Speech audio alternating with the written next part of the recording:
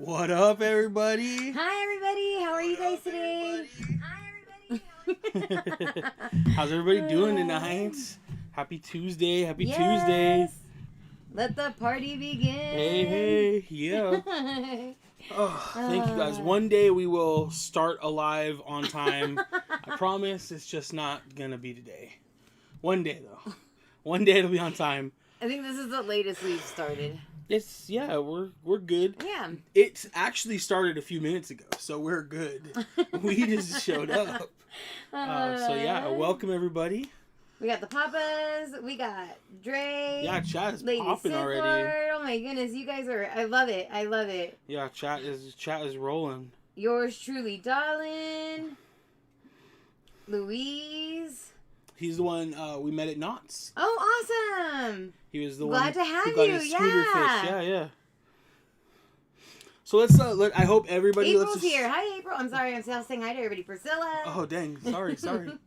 I just want to say, I hope everybody had a wonderful 4th of July. Safe. Yes. Well, they probably were safe if they're here now. I mean, you never know, let's like hope little so. minor things. That's like, true. That's true. I mean, I burn my hand when I'm You baking. can scoot over like a little bit. No, but I There want you to be go. next to you. There we go. We got this whole space. It's not an Instagram live where we And have I to be get like to this. share it with you. Where we gotta be all like. We did a call with a bunch of our friends. You guys may have seen yesterday. We'll explain what that is. But Yes. we are now admins over the Zad Crew page. Yes. So the Zad Crew page is a community page that promotes, community over competition with the creators, specifically photographers, but we're looking to expand that. Yes. It was started by a bunch of people, but the main person over there is our good buddy CJ. Also known as Main Street Lightroom now. Amazing photographer, amazing human We share being, a lot of though. his pictures. He's really great. He's a great guy. We actually got to meet him very quickly when we were at Disney World this last trip. Literally 10 minutes in World of Disney. But he's been really busy with life. He has a couple of different businesses, a podcast, family. He's got all the stuff we all got going on, right? And Zad Crew has kind of fallen to the side. We were the last one to do a takeover, and that was for Touch of Disney. The middle, I think the first Touch of... No, it was one of the... first, No, it wasn't the first, but it was one of the Touch of Disneys. And, what's awesome is that community has allowed us to meet a ton of different photographers. Yes. There are people in this chat that have found us from Zad Crew. There are people on Instagram that found us through Zad Crew takeovers. You guys may see on our stories a lot. We hang out with QS Trips and his wife Jen. Yes. We kind of met them through Zad Crew and a friend Adam, but we wouldn't have been part of that without Zad Crew pretty much. So we're going to be admins over there doing shares. It's not going to affect anything going on here at Park Hopping Duo. Shenanigans will still happen. Still shenanigans, still doing all our stuff here. It's just kind of a behind the scenes thing over there. So if you guys enjoy some of literally the best Disney photography on the page, and you guys want to meet some new creators, make sure you guys head over to Zad Crew and give them a follow. Right. There's a few people on there that do share, or that do sell, their photography for, calendars, which are beautiful. Prints, Yes. Yeah, our buddy Ernie sells yearly calendars. And then CJ, he just started selling his own prints. Yeah. So if you guys are looking for stuff like that for your home, your business, office, super dope. Great little ways to include Disney in your home decor. Yeah, you guys are always welcome to our Flickr link, too. It's on our YouTube. It might be on our Instagram. I'm not sure if it's in our link tree, but we'll add it. I'll add it. You guys are always welcome to use anything you want as a background, phone background. If you guys put it on something, tag us. We want to see it. But yeah, let's jump back real quick. 4th of July. Hey, don't belong on the bed. It's not time for snuggles. It's not show and tell time yet. Nope. Not show and tell. Thank you. So 4th of July, we had a blast, you guys. Went to Knott's. Hi, John Jr. John, what up, man? We had a blast at Knott's. We have our YouTube video up, so if you haven't watched it, make sure you go check it out. Not right now, though. No. Stay here, hang out, watch it later, fall asleep with it, wake up with it, whatever you guys want to do. But it was an awesome fireworks show. Knott's blew everything out of the water. They did amazing. And what's really cool, I think, about the way Knott's sets it up is if you've been there, it's behind the boardwalk. It's actually across the street at an extra parking lot, like an employee parking lot. And what is really cool about that is there's kind of not a bad spot to watch the fireworks. No. I mean, I saw people, I had posted it in one of our Knott's Facebook groups, the video, and people were, commenting, oh, it was so good, such a great fireworks show. We were there, too, and pictures and videos from their vantage point. And there were people by Supreme Scream. There were people by the log ride. There were people by the barbecue place. Yeah. There were people in Calico Square. And it was just like, I think the boardwalk was the best place to watch it. But the only thing, like our spot, you had to turn around to see the lighting of the K. You had to turn around. If you were watching in like Calico Square or someplace, you would see all of that. But you wouldn't be as close to the fireworks. Right. But it was awesome. I would say it still brought tears. Yeah. It made me emotional. And which you don't really expect because you're not getting like, you know, when you think of theme parks, right? I guess Universal kind of has a soundtrack now because they have like their cartoon movies. They have Harry Potter. Like they have a soundtrack. Disney obviously has like a well-defined soundtrack. Of course. But like, Knott's doesn't have a soundtrack. It has. Well, it has. I mean, you're right. It's Peanuts, but like, they have a lot of like. They played like Miley Cyrus Party in the USA, like They played like American a lot of like American songs, which you know, not great for the YouTube copyrights, but it's all right. But it was great. It was really good. I didn't expect to enjoy it nearly as much as we did. So shout out to Knott's. If you guys are thinking on the fence, I think pretty much everybody in this chat by now has a Knott's pass or has been. But if you guys are on the fence about it, the value is there. The value is there. Do it. The fireworks looked amazing. They were awesome.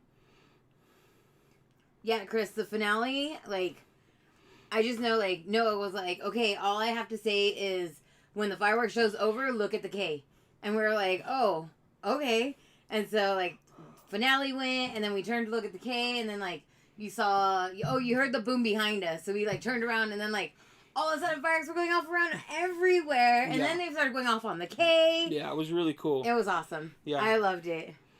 April said she was able to watch them from her front yard. April's very close, very awesome. All right. And that Disneyland was so fun, too, with their fireworks. And what is really cool is I think most people didn't realize, and you may not have realized still, Disneyland kind of put on 2 fireworks shows. Mm-hmm. They played Mickey's Mixed Magic, which is the only firework they announced they were going to do. Right. And then they pulled out all the stops and did some version of their 4th of July fireworks. Really cool. Right. We were supposed to be there yesterday.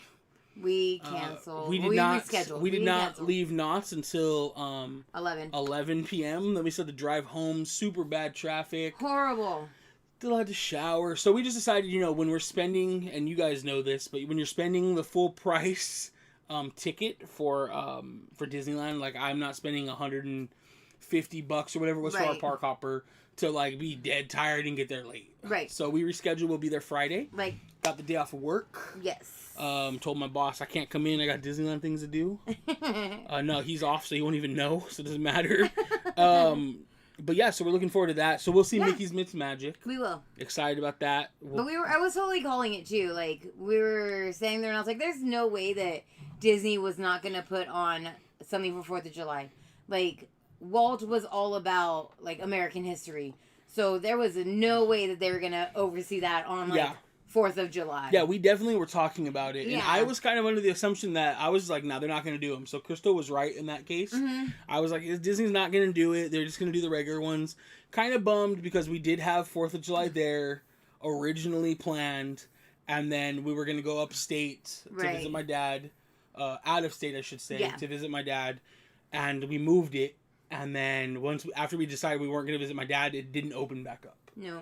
But, and then it did open back up, but we had already had our plans with Knott's, Chris's family, Noah, other friends. We had everything else in place. At the end of the day, I don't regret it. No, we had a blast.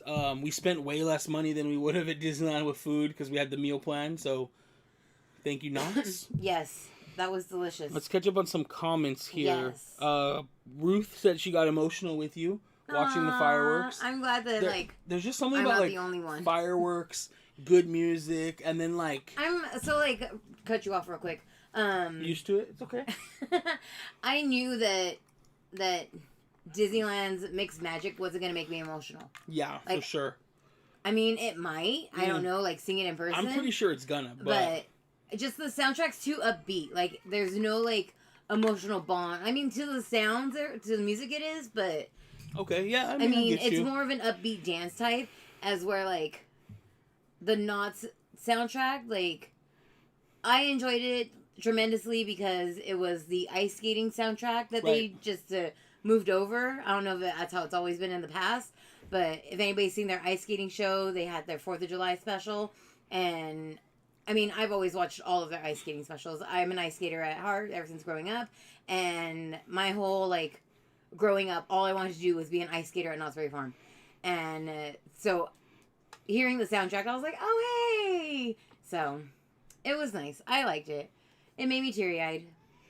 Oh. That's a little too dark. Sorry, guys. It's a little too dark. I thought we lost power for a second. No, I was just trying to adjust them a little bit. There we go. I feel like that. Val's here. Hey, makes Val. it a little better. Makes it a little better. Yes, it does. Yeah, I mean, overall, great fireworks show. Yes. We were sitting on Main Street for an hour and a half until the crowd died out. So we didn't want to leave with the whole crowd, so we waited. Yeah. Smartest idea ever. That's usually what we do. We wait until... Not usually, every single time. Oh, yeah. Yeah. We wait until park closes, then we sit on Main Street until, like, park actually closes, and, like, the last people are leaving, and then we leave out. Especially with, like, the line situation with the Toy Story shuttles now. Like, yeah, if you're going to take the Toy Story shuttles... Either leave early or leave late. Yeah, exactly. If you leave the same time everybody else is, I mean, that's why lines form, right? Mm-hmm. And with Toy Story shuttles being kind of the only, like, non-walking options, they're obviously very popular. You have your awesome driver, shout out to April's husband, right? Yes. You have the AC in the buses. Dude, the buses are so nice now. They were nice before. Right. They were, like, I think they were, like, natural gas vehicles before. I think so. Kind of loud, honestly. Yeah. The AC didn't always work in all of them. And so far, you know, we don't have a lot of trips to go on, but we've always gotten the electric, so they might have fully switched out. Right. And we're lucky that the AC is always working. And it feels amazing in there. Yeah. So, makes it super, super easy. So, the crowds are bad to leave Disneyland. Yeah, we even at Knott's, the crowds were really bad after fireworks. We just kind of, like, planted our spot. And then, so, we had a little fail. So, if you guys watched the video, I think we talked about it a little bit. But we were, like... At like 6, what time were the mariachis at? They were at 6:30. So we watched the mariachi Angelitos. I'm used to saying mariachi divas, but it's not the divas. And so we watched the mariachis, and then we were gonna go get food and grab like a table on the boardwalk. That was the plan. So we did that. Crystal did her insulin shot, so it's like, dang, now she got to eat in like that 20-30 minutes. Yeah. And we walked over to the boardwalk, and we shouldn't have been surprised, but we were to see a giant like crowd of people already. You know, most of the tables in the back were taken by like, you could tell it was like parents and grandma and grandpa were chilling, holding it down.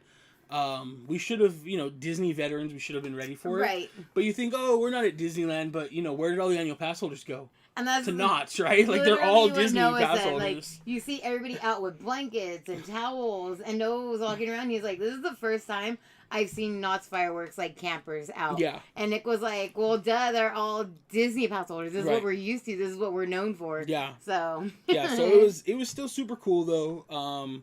We got a great spot, but we just didn't eat because none of us want to stand and eat. Right. If I sit on the floor, especially after half a day at the park, like I'm not getting back up.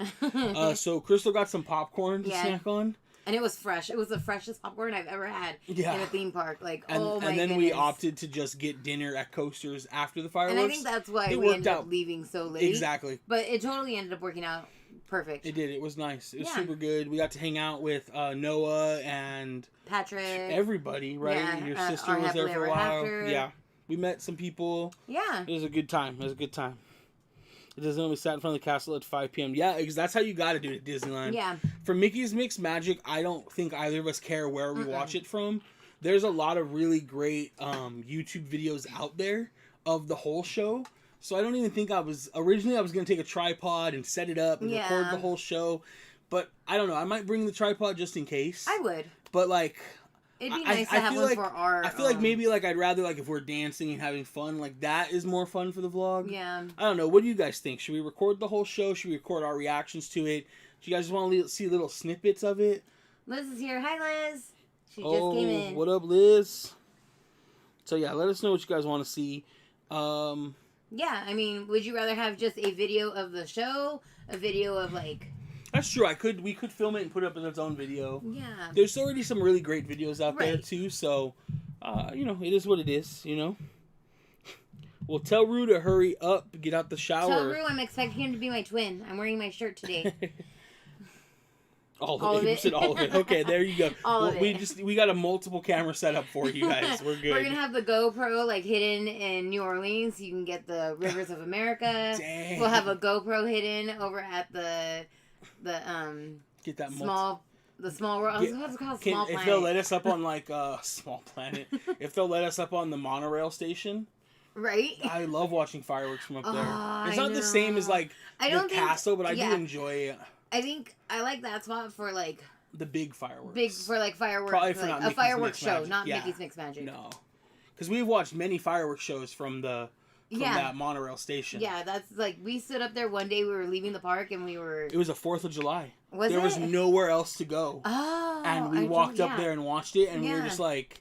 I mean, you miss anything going off on the castle, right? But it was a really good spot, and there was like nobody around us, so it was perfect. Sims a show with some shots of your guys' reaction to the show, and then also guess a separate video of the whole show. Okay, well, I guess maybe we'll take like the GoPro and stuff too. So, we John, have the other Nikon. We are going to Disneyland on Friday. We might need some help filming. Yeah, we're gonna need Can we extra borrow camera. your camera? Yeah, we're gonna need you to stand with it. Right.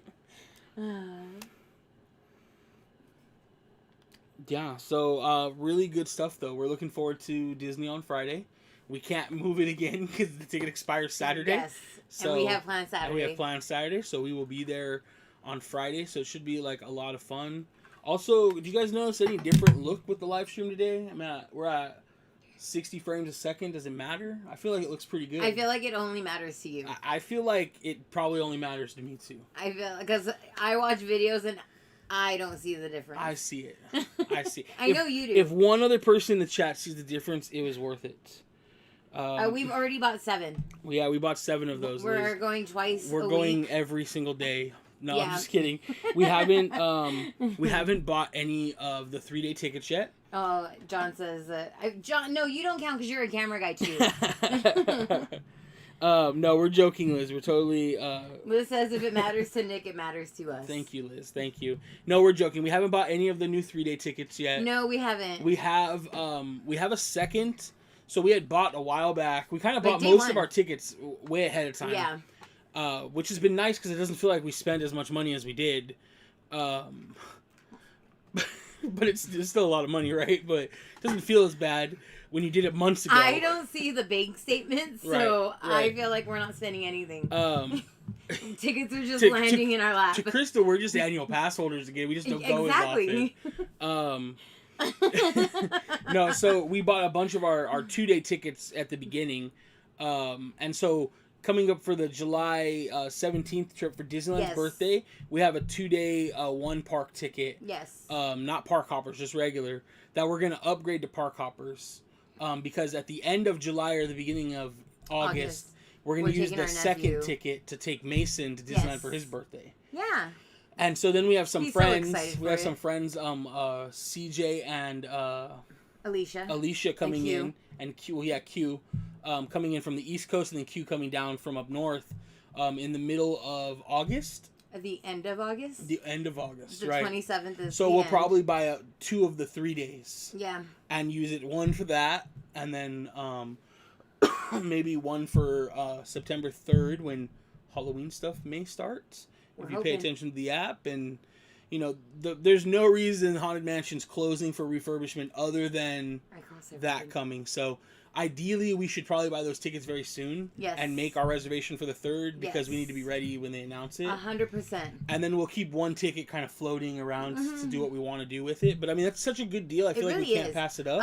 Somebody had everybody's saying it's $83 a day. I like the way I totally forgot. Somebody said it was like buy 2 get 1 free. Yeah, it was a buy 2 get 1 free because you're just $3 or $4 short of the amount you're paying for 2 days. And I was like, oh, I like the buy 2 days get 1 day free. Like it does. It makes you feel like it. Yeah. Yeah. The one thing I'm not sure of yet is if we're gonna buy ParkHopper or we're gonna buy 1-day tickets. Part of me wants to just say 1-day tickets, but then at the same time, it's like, well, if Halloween starts, like, they're going to decorate both parks. Right. We're going to want to see both parks, or do we just come back for the other park? We're not sure yet. I don't think we have to discuss, but for I think it's like a $50 difference a ticket. Back, so I think if we just go back to DCA for Oogie Boogie, like, day one. But then we're trying to do Oogie Boogie and see the Halloween stuff for the first time. I don't think Oogie Boogie will kick off September 3rd. No, it won't. It won't. And if it does, I'm okay being like second, third day. Yeah. No, I want to do... Well, yeah, it doesn't matter. We'll figure it out. We'll figure it out. Halloween... October's going to be expensive, you guys. September and October are going to be an expensive month. For all of us. Yeah. Is Judy in here? Judy is not in here. Judy loves Halloween. I love it. But I will say our priority our priority is definitely like Disney Halloween. Yes. And then we have a trip coming up at the end of September. Yes. That's also the priority. And then I would like to sprinkle like horror nights and or I'm okay if we have to save money. We can cut those out. I know. Yeah. I know you are. I know. Yeah, I will help save us money. Okay. We don't have to go. I'll just buy one ticket. No. I can't stay at home alone while you're gone. Because if I know you're at something scary, that means you're going to bring the scary home. Oh, okay. All right. That makes sense. Okay, let me see. April said, that's how I feel. I don't want to see my bank statements. Yeah, exactly. Liz said, yum, I stayed home and watched. Brittany, what are they yumming about? What are you eating? What are you making? Right? She went to get some Mediterranean food. Ooh. Not my favorite, but I'm always down to try it. I don't know if I've ever had Mediterranean food. I don't think you really like Greek food. I thought you said green food, and I was like, right, you're right. If it's not frosting or sprinkles and it's green, I don't like it. Mm-hmm. Ain't that the truth? I tend not to look at my account as I buy Disneyland tickets. I spend so much, my wallet is crying. Lady Sith Lord, we're with you. 100% right there with 100% you. 100% with you. Yes. Ended up doing the same thing. Got so crazy on the live stream when Disney did their fireworks. Everyone, he was. Oh yeah, I heard like everybody's Wi-Fi like, internet connections and all at Disneyland was like shot. Like yeah. I think April's live stream dropped because of the internet connection. Yeah, Mondo definitely dropped. Fuzzy. Yeah, that's so crazy. Yeah. I love that they brought those 3-day tickets back. That's what my family would do. That's awesome. I'm glad that like you guys would be able to go as like a family. Like a family of 4, that's a lot. Yeah. Those are really cool though that they're bringing them back. Can't wait for Halloween. I'm hoping for Oogie Boogie. We had so much fun at Oogie Boogie. So I'm really hoping. I'm just gonna put this out here. I'm really hoping that after the 3-day tickets, after this deal, we're gonna get something on annual passes, this super fan membership, whatever Disney's gonna call it. I hope we get news because look, we're about to get. We just started July. The beginning of August, it's not like it was when we were all kids. I'm gonna assume we're all in that same, like, I'm gonna just say most of us are like 40 to 20, somewhere around there. Yeah. And when we were all in school went back after Labor Day. Oh yeah. You went back the Tuesday after Labor Day. Yeah. And now school goes back the first week of August, the second week of August. By the third week of August, almost every non-year-round school in California is pretty much back. And I think that Disney is being very smart with this 3-day ticket aimed at Californians to try to get people in the parks during the week after school goes back. I think that's exactly what that 3-day pass is. Granted, they're not going to have to try too hard if Halloween stuff kicks off because they know we're all suckers for Disney Halloween, right? Mm-hmm. But I'm really hoping that they're kind of using this as the last, like, hey, go to the parks now, don't wait for annual passes, because I definitely saw a bunch of people that we are friends with, like actual friends with, that haven't gone yet, that are now like, that deal has now made it worth me going. Yeah. Especially because you don't have to use the tickets within 14 days. Right. Because, like, that's why some of our friends, you know, like Paul and those guys are buying like 5-day tickets. And they go like, you got to use all tickets within 14 days. Like, for them, I think it makes sense. For us, it doesn't. No. You know, it just doesn't make financial sense for us, you know? But yeah, it's a great deal. So if you guys haven't been yet, I think it's a good deal. But I really do hope, and I'm optimistic now, that it's kind of like a last push for Disney to get everybody to go to the parks before they bring whatever our annual pass is going to be. 100%. You know? One quick question. Yes. Priscilla, when is Zapperty? I have not seen anything. I need to mark this on my calendar. I need to know. Yeah, see, Marisol in here too. She's still going to stop herself from buying the 3-day tickets, hoping they announce something about passes. Yeah. I hope they do too. I don't see it coming until after September. Right. For sure. There's a reason that pass stops in September and doesn't go into Halloween. Right. You know? Saw Dapper Day was November 13th and 14th. Woo! I'm excited. I'm pretty sure that's the weekend Joe gets married. I'm not excited anymore. I'm almost 100% sure. I'm 100% sure you're right. That's the weekend Joe gets married. He's we'll just be gonna there on Sunday. That's true. We could do Sunday. Yeah. We'll just go real quick for the ceremony. We won't be there for the reception. I'm in the wedding. That's fine. Bye. Bye. Yeah. Who wants to meet me at Disneyland for Dapper Day? Yeah. And I know this because my wedding at Disneyland Hotel is November 14th. What? That is amazing. I didn't get the invite. Yeah, our invite must have got lost. No, I'm just kidding. Just send us the info. We'll show up. I'm just kidding. I mean, congratulations. I'd love to vlog an entire wedding. No, Can you imagine? Oh, but like then you're just like, is the food gonna be good? Because like we're probably gonna do like B-roll of the food and a review. So hopefully the food would be amazing. But if it's at the Disneyland Hotel, I'm pretty sure it's amazing. I'm pretty sure it's gonna be amazing. Right? Favorite park to photograph in? Which location? That's a really good question. Ooh. Nick loves Cars Land. I do love Cars Land. He loves to photograph Cars Land at night. I actually love Pixar Pier and Cars Land the most. Yes. It's probably those are. I don't know if I could pick my favorite is probably Cars Land. Yeah. You're probably right. Cars Land, Pixar Pier, Galaxy's Edge, all at night. Yeah. In that order. Those are my favorite. Yeah. I wouldn't know what's mine. And they're all very different. Like Galaxy's Edge is super blue. And then Pixar Pier is super orange. And then Cars Land is red. Is red and like bright brown neons. Yeah. That's a great question though, Damien. I love night photography.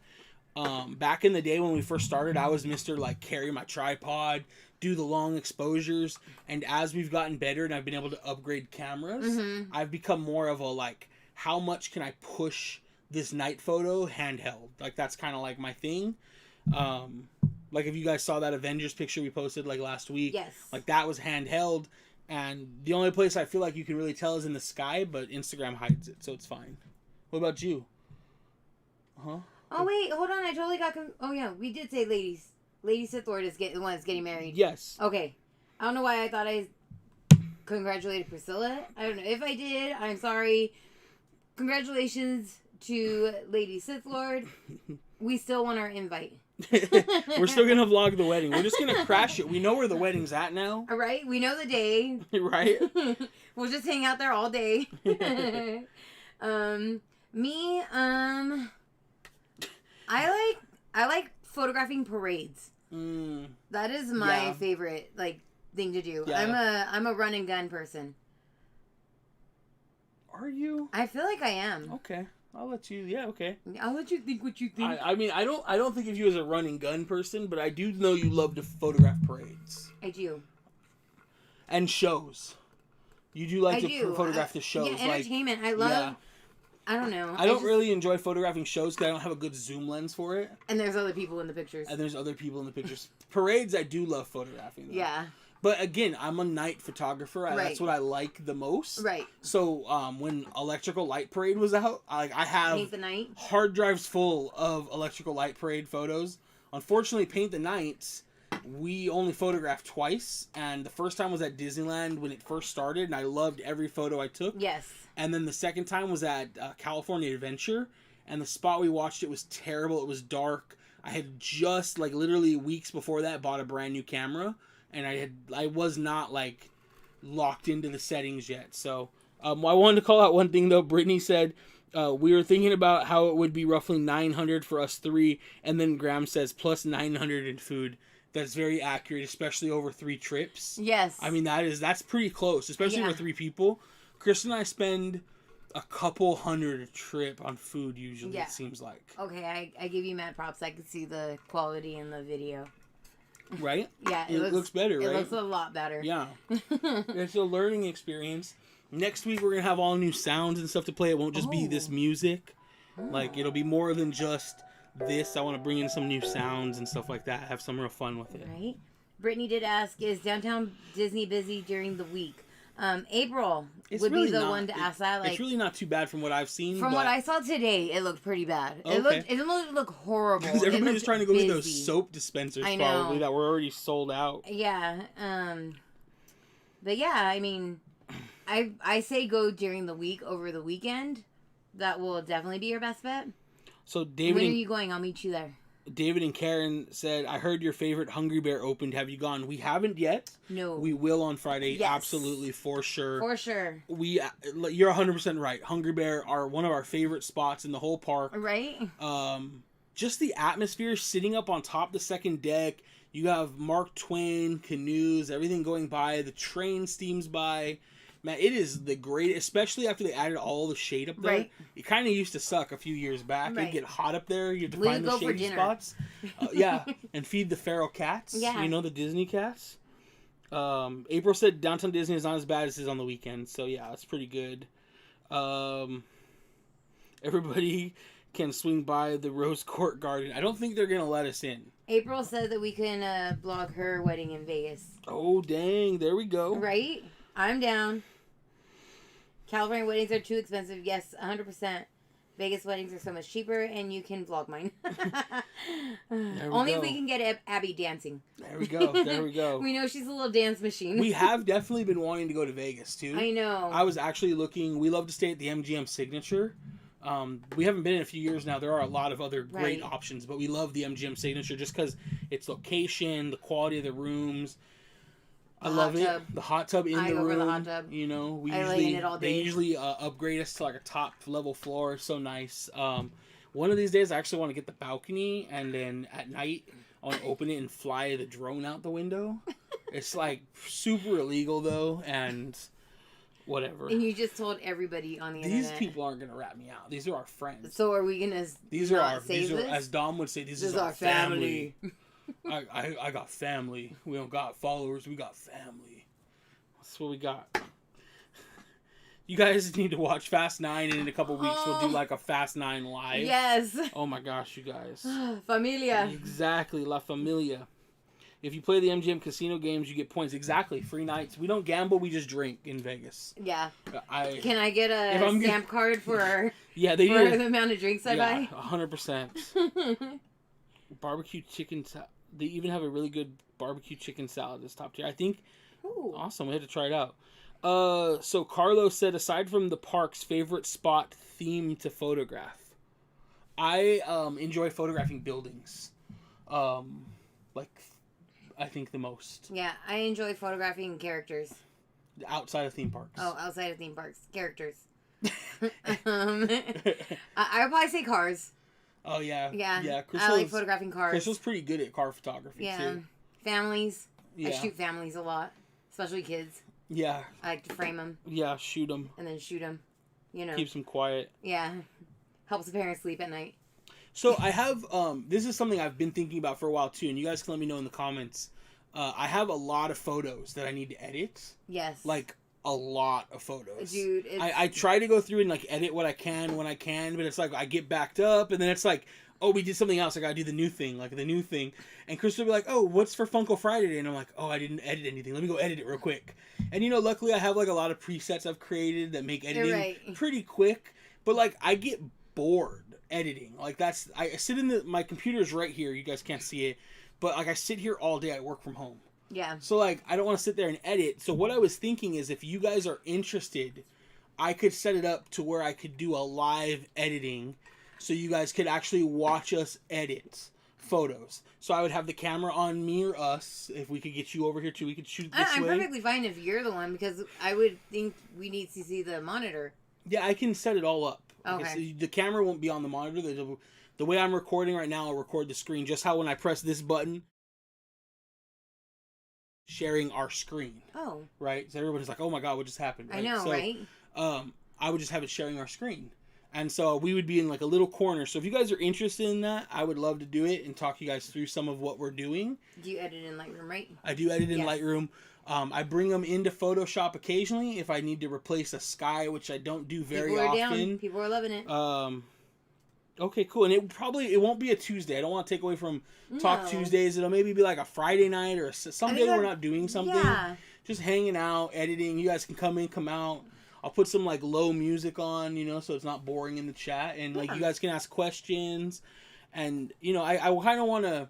We started as photographers, and like I'd like to share more of that with you guys, I think, other than just sharing photos on Instagram. Like everybody does that. Like let's do some more like behind the scenes. I think so, because that's literally what brought us to start this account is Disney photography. Right. So I feel like that's what we have a lot of people that come here to enjoy our photography.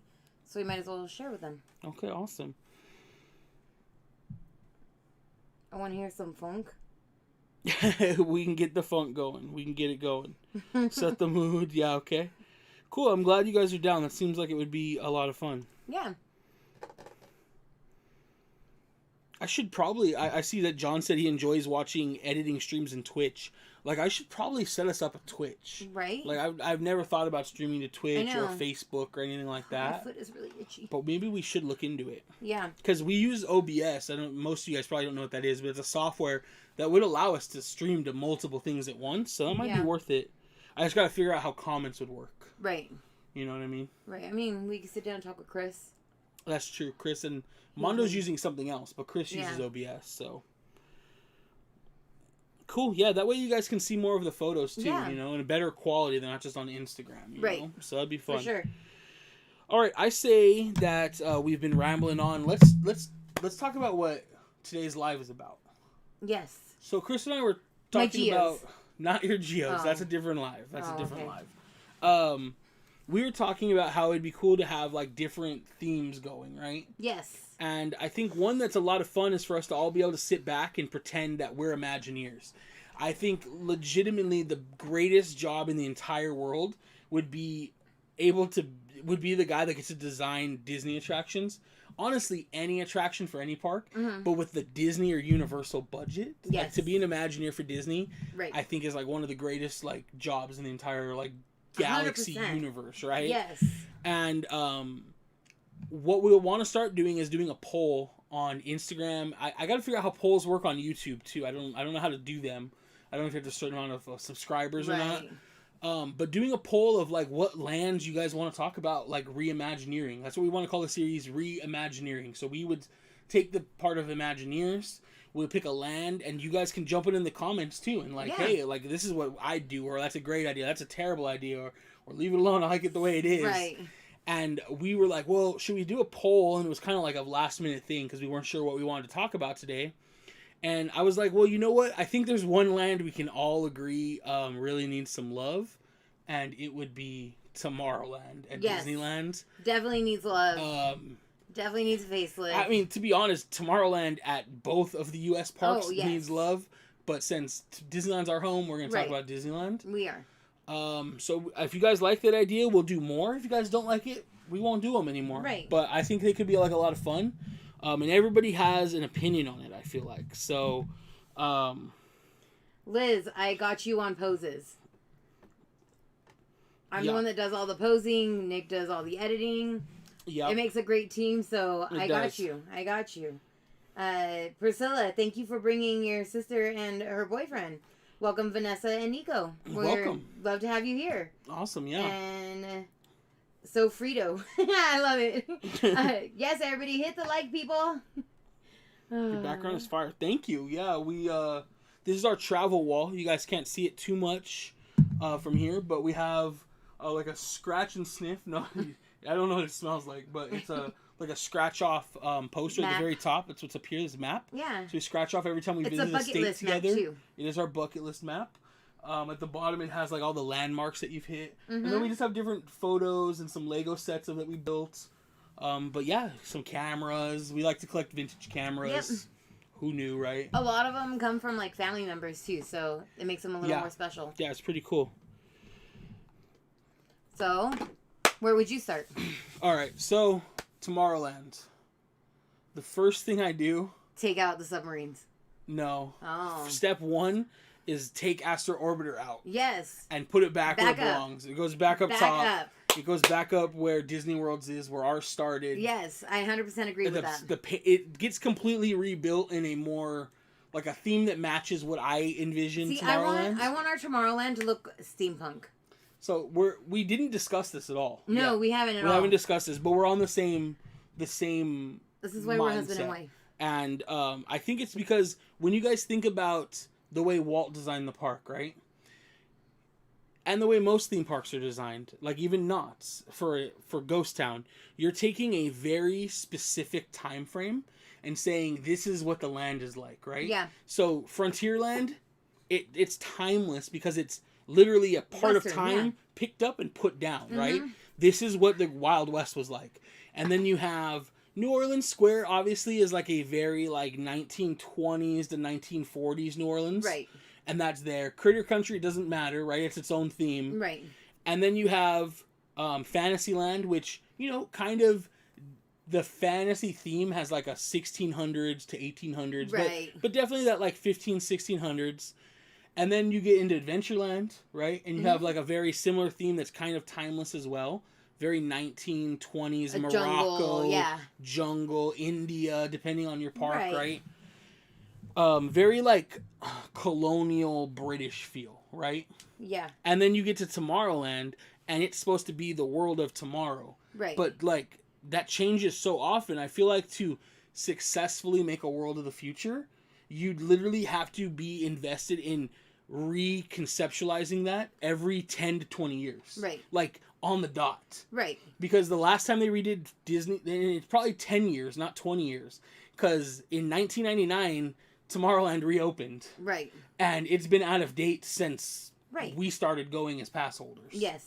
I want to make it steampunk, and then I want to put the Astro Orbiters back up where they were and not have them as rockets, have them as like steampunk blimps.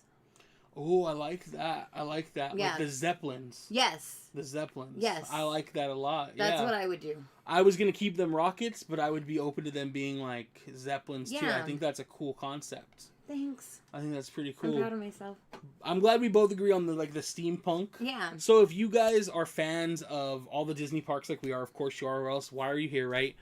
You have probably seen video or checked out video, or maybe you're lucky enough to have been to Disneyland Paris. Right. And their Tomorrowland, I do not remember what it's called, unfortunately, but it is steampunk-ish.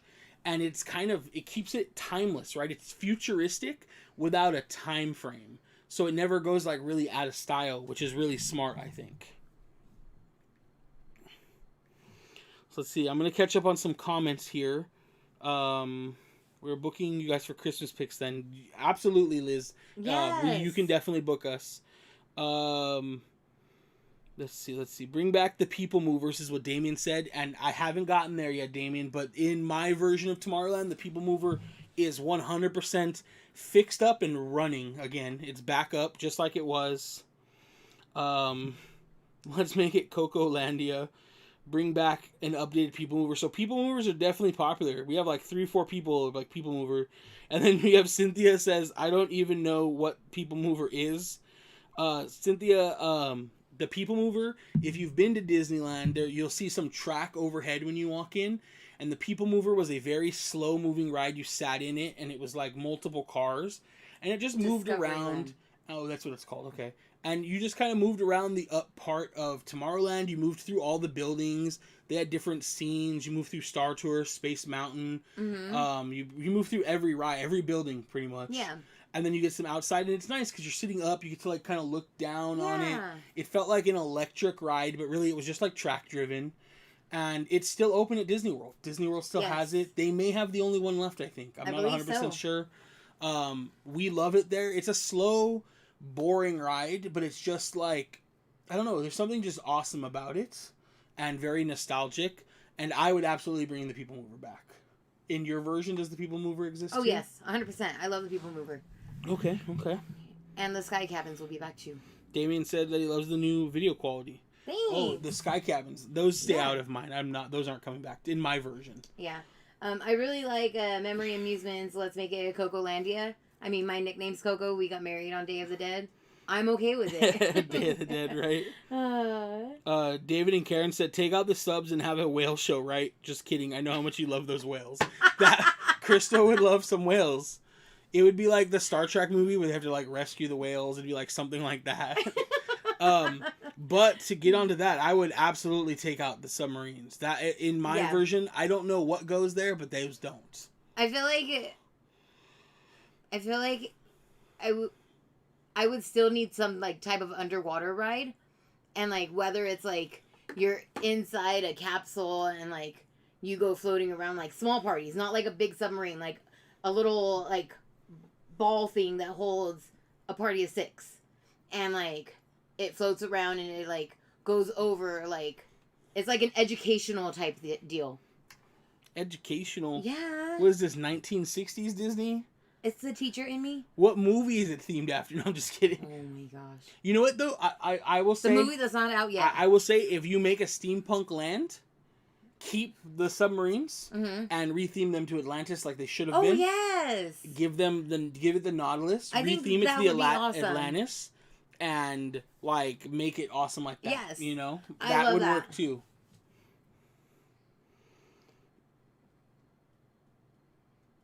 A couple of rides where Starcade is. I mean, that'd be fun. Yeah. Elon Musk is trying to redo Tomorrowland. In my version, I would foresee getting Tesla or another company to sponsor the Autopia.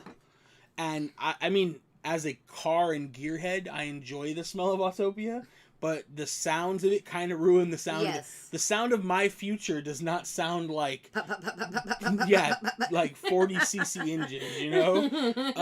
I would get some electric cars over there. We need some like Meet the Jetson type cars. And I would also scale Autopia down in size. 100%. But I would want to make it to see like the road of the future. Around like how I could foresee us going in like the real world a little bit. Even like you can still steampunk it. Yeah. But like more like double-decker highway kind of stuff. That would be cool. More like underground tunnels like Elon Musk built in Vegas. Like that kind of stuff I think would be kind of like where we're going with it. So maybe there's a part where you feel like you go under, and maybe you do go under a little bit, and there's like video. I know we all hate video screens, but I think that would be cool there. You have the like video Mario screens Kart. that kind of feel like you went underwater. Oh. Like, Crystal's gonna know exactly what I'm talking about. I don't know how many World of Warcraft players we have. But when you take the tram from Iron Forge to Stormwind, and you have the big, Yes. So I think that would be, like, really cool. I think that would be awesome. I love it. And it would feel like, you know, like, you're making the use of it, and you're condensing it, but you would be basically, like, I envision it, they would have to dig out Autopia, and you would like 2 or 3 layer it, like it would look like a little parking garage, and then you cover it, and only the top is like, you're like, dang, Autopia is tiny now, but it has these different levels that take you through different parts of like a future road. I like that. And because as a kid, Autopia is dope. Like you don't get to drive anywhere, and you get to drive on Autopia, right? And it's super cool, but the track is way too long. It wraps around Fantasyland. You're getting off the Matterhorn after climbing it, surviving a Yeti, in your little German get-up in Fantasyland, and there's some motorized vehicle that, like, what the hell is that? Yeah. Like, it doesn't even fit, you know? Yeah. Carlos wants to know, would you move Star Tours out of the land? I would. Star Tours is gone. Yeah. In the world I envision, Star Tours is literally a business in Galaxy's Edge. Yes. It goes someplace up there. I don't know where yet. I like that idea. Making it a, like, visit our other planet, like, type of deal. Yeah, it's literally like you're walking in, and that's like some sleazy tourist attraction with signs out, and some dude like, go visit Endor, best deal to Endor. You know, it's like walking around the Vegas Strip, and they're trying to get you to go visit the Grand Canyon. Yeah, they're with the cards. The cards, yeah. Like, a bunch of Twi'leks, like, on the cards, you know? If you've been to Vegas, you know what the cards are. If you haven't, I'm sorry, go to Vegas without the kids. But I in my version, yes, I would say Galaxy's Edge gets a version of Star Tours someplace. I don't know where they can add it, you know? Heck, take out one of the entrances. Do we need 3 entrances? take out an entrance and fit Star Tours there. Right. You literally could. Yeah. Like, take out the entrance that comes from the first, like, basically the middle entrance. So you have your top entrance, you have your Hungry Bear entrance. Block this off, extend the rocks, and make this a starship. Put one of the speeders up top, and you could build all of it back there. Yeah. It would fit. You could fit Star Tours there. Right. Rue, I hope you got your basic shirt on, because I got mine. And then that would free up room in Tomorrowland for a brand new ride. Right. Would be cool if they moved Star Tours to Galaxy's Edge. Yep. Or next to Galaxy's Edge, make the queue and the outside look like... Florida's with the ADET. Yes. I mean, I could definitely see that. That would be cool, too. I'm okay with that. But I would love to see it as just like a tourist trap. Like, you go to Newport, and they're trying to get you on their boat to Catalina. Yeah. Like, if you guys live in California, you know exactly what I'm talking about when you're down in Newport, and they're trying to get you on a boat to go whale watching, dolphin watching, fishing. Like, that's what Star Tours is. Like, I think that would be awesome, and it fits in Galaxy. Yes, it does. Awesome. That would totally fit in that way. Cynthia asked, do you guys like Autopia? I personally love it. Like, I love taking any littles that are there with us on it. Like Nick said, it's the only time they get to drive and feel like they're actually in charge of something. Like, I'm 100% like okay with Autopia staying and being a smaller track. Same, yeah. Not really a smaller track, but a double-decker like hidden condense track. it, condense it, because then that frees up room back there. Get a really cool, because you know what really is a bummer. So think about this, guys. You roll up to Main Street and you get on the train, and Main Street Station, man, early 1900s Main Street America fits it perfect. Nothing better. You get to New Orleans Square, New Orleans Station. Beautiful backdrop, very southern. It fits it. The smell of food. The smell of food. The beignets. Oh, exactly, right? The only thing, it doesn't smell like trash like New Orleans does. It smells like good food, right? Southern cooking. Then you get to Toontown. Toontown Station. Themed up, right? Yeah. Very cool. And then cartoony. you get to Tomorrowland. It's got a tin roof. It has a tin roof and the 91 freeway. Some orange and red struts or whatever color they are, and the 91 freeway at rush hour, and you're stuck there at what will always be probably the longest wait to get on the dang train. Yes. Every single time. That is the longest damn wait. And what I would envision is you shrink Autopia, you make that station look futuristic or steampunky somehow, enclosed. I kind of envision it, honestly. I want a version of Tron out here. Yeah. And if we do a steampunk, in my head, if we do steampunk, it's not Tron, obviously. No. But I want that light cycle ride. You can still make that work with steampunk, right? Make it like a rocket engine on the back. Right. Make it very Rocketeer. Rocketeer. Yes. Make it Rocketeer. Like, that's the dude that's his other thing. Like, he's into fast cars, fast planes. Like, that's his new thing. He's building jets on motorcycles. It's the Rocketeer ride. There you go. We got the Rocketeer light cycles, right? They rip around the back of there. They go over, so you're driving your electric vehicle and you're seeing the Rocketeer. You can look up, you see a rocket fly by. Oh my, how cool would that be, right? How cool would that be? That would be amazing. So then, now the station is enclosed. I love how invested Nick is into this. The station is enclosed by that, right? And you just have this giant station. Innoventions is gone. That's part of the rocket ride now. Right. Space Mountain, we don't touch. Space Mountain is a treasure. Space Mountain can stay. You could retheme it, the outside a little bit, make it a little steampunk. Even. Yeah. But it's because it's... don't go overboard. In steampunk land, there's no monsters that are trying to get out of it, are there? There is. Oh, you know what? That totally makes sense. There has to be. Yeah, there has to be. So, yeah. Dang. Beep. Beep. That button's coming, guys. Brandon, but your Halloween costume. What's your Halloween costume this year? We haven't even thought about that. So we never really dress up. I love vintage style.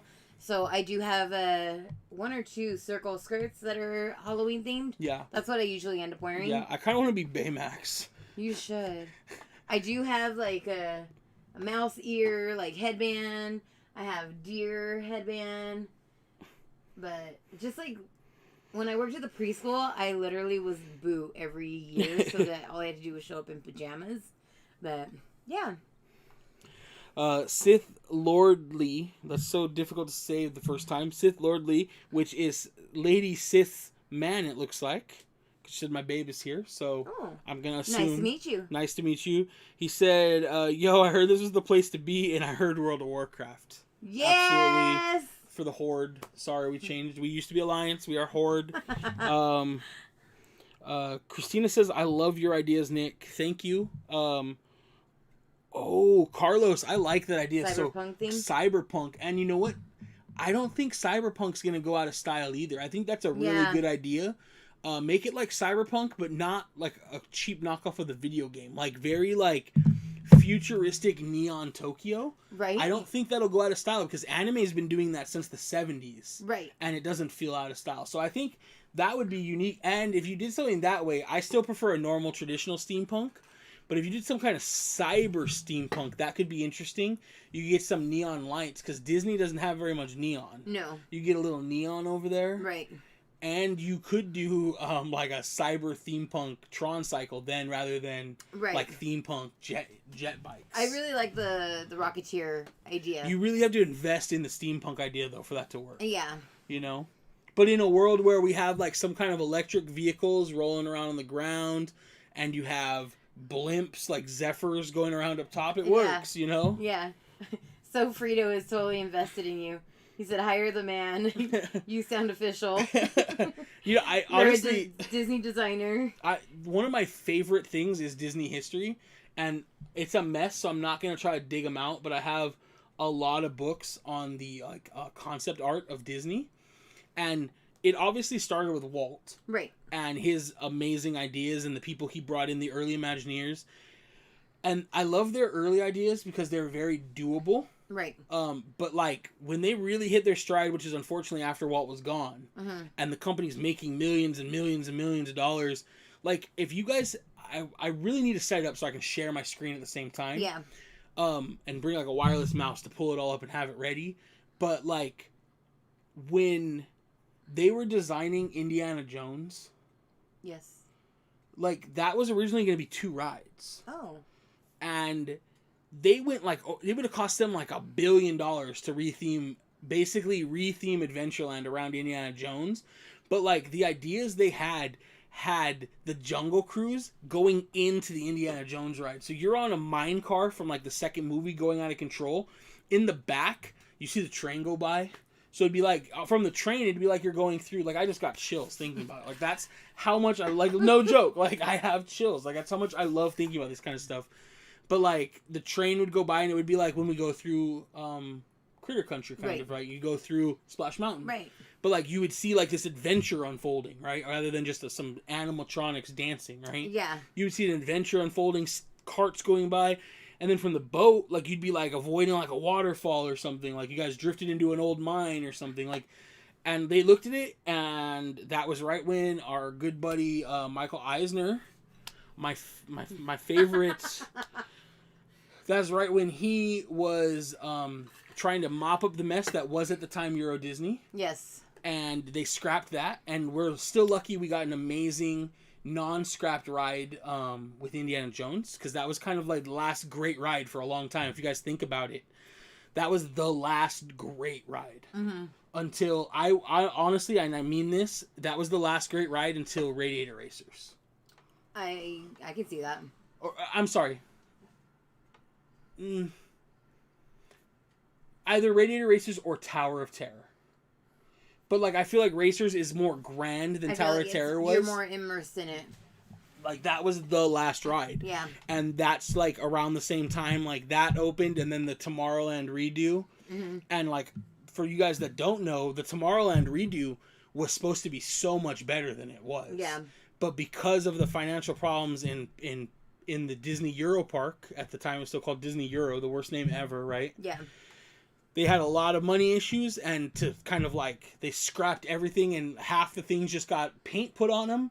If you guys remember, it was like this ugly ass gold paint job, some of which still, Astro Orbiter is kind of the last ugly thing left from the original do. They've repainted everything at that point. They touched Space Mountain. Like, it was an ugly ass gold. Like, I don't know if you guys remember that. It was ugly. I don't remember it. It was so ugly, and they repainted it back to its pristine white Space Mountain. It was ugly. It was terrible, you guys. Crystal's gonna pull it up. Let's see. Oh. Bro, you gotta name this live Nick's ideas for real. People like Rocketeer. Tomorrowland should be a live land similar to Avengers Campus. This is it. That's it. That's what it used to look like. That's what it looked like after the paint, you guys. Don't look it. Cover your face. That's what it looked like after it first got painted. I was there the summer it opened. My mom took my brother and I. We rode rocket rods, which was painted the same shit color as that. Everything was that color. Star Trader was that color. The big dish up top was that color. Innovations was I think the dish is still color. that color. No, it's like they've lessened it. It is still shades of that color though. It was terrible. Back before they put the mural back up on Star Trader. Yeah. Like, oh my gosh. It was bad, you guys. So Frito just said that just seen one of your Nods Halloween videos. That's why he was asking about Halloween costumes. Oh, okay. Awesome. Priscilla, she said Tomorrowland should be a live land similar to Avengers Campus. Yeah, and you know what? They could do that even easier because it just needs to be people in like whatever theme they do, whether it was steampunk, cyberpunk, or they try to do a futuristic again. They just need people out there doing things. Right. But if they're going to make any live land, which we're going to get to Galaxy's Edge one of these days on these Re-Imagineerings, because I would change so many things about Galaxy's Edge. You guys have heard some of my ideas before. But Galaxy's Edge needs to be the next land they apply the Avengers Campus live to. Because, man, Avengers Campus feels amazing inside. And the theming of Galaxy's Edge is much better to me than Avengers Campus. But, like, Avengers Campus, like, the stuff going on just makes it feel so good. Yeah. Like, I've never been someplace that feels like that before. Right. Carlos said more like Blade Runner. Yeah, Blade Runner would be dope, too. That would be that like, cyber... Yeah. And you're right, like, Blade Runner came out in the 80s, plus the newer one. Like, it's not... That look's not going to go out of style. I saw somebody say... Adventures with John Jr. said, slap neon lights on things and it'll be amazing. You put neons on and you're already in a better place. Nina's here! She finally made it! Nina in the house. What is up, Nina? How are you? I don't know if I could be the Dave Filoni of Disney. I appreciate that a lot. That is awesome. It's easy to come up with ideas when I don't have to figure out how to do them. Right. I am not an engineer. But I mean... I will tell... The one thing I would stop, no more blue and purple lighting everywhere, Disney. Alright? As a photographer, I do not appreciate that. I get that you guys bought 2 million blue light bulbs on bulk clearance when that company went out of business, but like you don't gotta put them everywhere. Like, Nina made us some Jack cookies. Do you need our address again? I'll send it to you. Nice, very cool, Nina.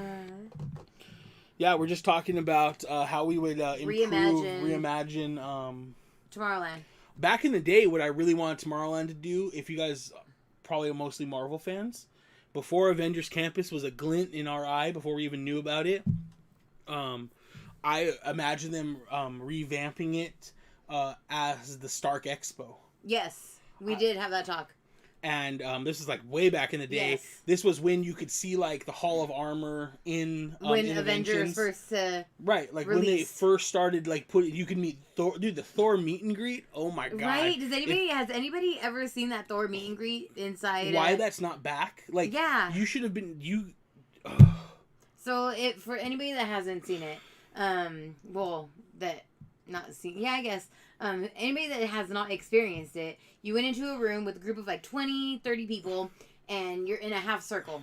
You're at his throne. And first you went in a dark entrance, and it was like you got beamed to Asgard. Yeah. Like the Rainbow Bridge. Yeah. And then you entered the throne room. The Rainbow Bridge. Then you entered the throne room. You entered the throne room, and you're all standing there waiting. Then Thor comes out. Of course, he has his hammer, and he sets it down, and like he'll call somebody like, oh, let's see if you're worthy. And like they come up and they try to pick it up and they can't. And then like he'll call like a few people out and he'll be like, you guys, why can't you pick it up? It's so easy. And he just picks it up like nothing. It's amazing. There's obviously like magnets on the floor, but they're in different spots. Yeah. So it wasn't like it wasn't always in the same spot. So he would move it around each show. It was super cool and kind of always something I wish they would bring back, you know? Right. Because when you think about it, they don't have... I mean, and it could come. You never know in the future. I mean, like you said, that building, it's supposed to be a meet and greet. Yeah, we have no idea officially what that building will be used for now, but it was going to be meet and greets. How's our battery on our camera looking? It looks good. You want to press the button just so it starts charging? Yes. I was like, it's showing it's still full. Cool. Yeah, I think it stopped because it's full. Oh, okay, cool. But yeah, that would be awesome. I always kind of assumed it would go that route. Yeah. But then I wouldn't want that to be Marvel now. Right. With Marvel and DCA. Right. I'd rather see them reimagine Hollywoodland, another land where I'm sure we're going to get to one of these days. I haven't seen the Tomorrowland movie. We actually have not watched that. I watched the beginning of it a long time ago, just the beginning. Mm-hmm. But that movie bombed pretty hard. But I did hear there was a lot of people that liked it. We just never ended up seeing it. We should totally watch it. It's probably on Disney Plus. I'm 100% positive it is. Yeah, that would be pretty cool. We'll have to check that out. Oh, Judy just joined. Judy! Anina said, why did they get rid of the People Mover? I never wrote it. So, People Mover. I love that Nick comes in with everything. Do you know why, too? I know. You go ahead. No, go ahead. I like the sound of your voice. No, you were clearly good. No, I gotta drink some water. I've been talking too much. Hold on. So you can drink water longer, guys.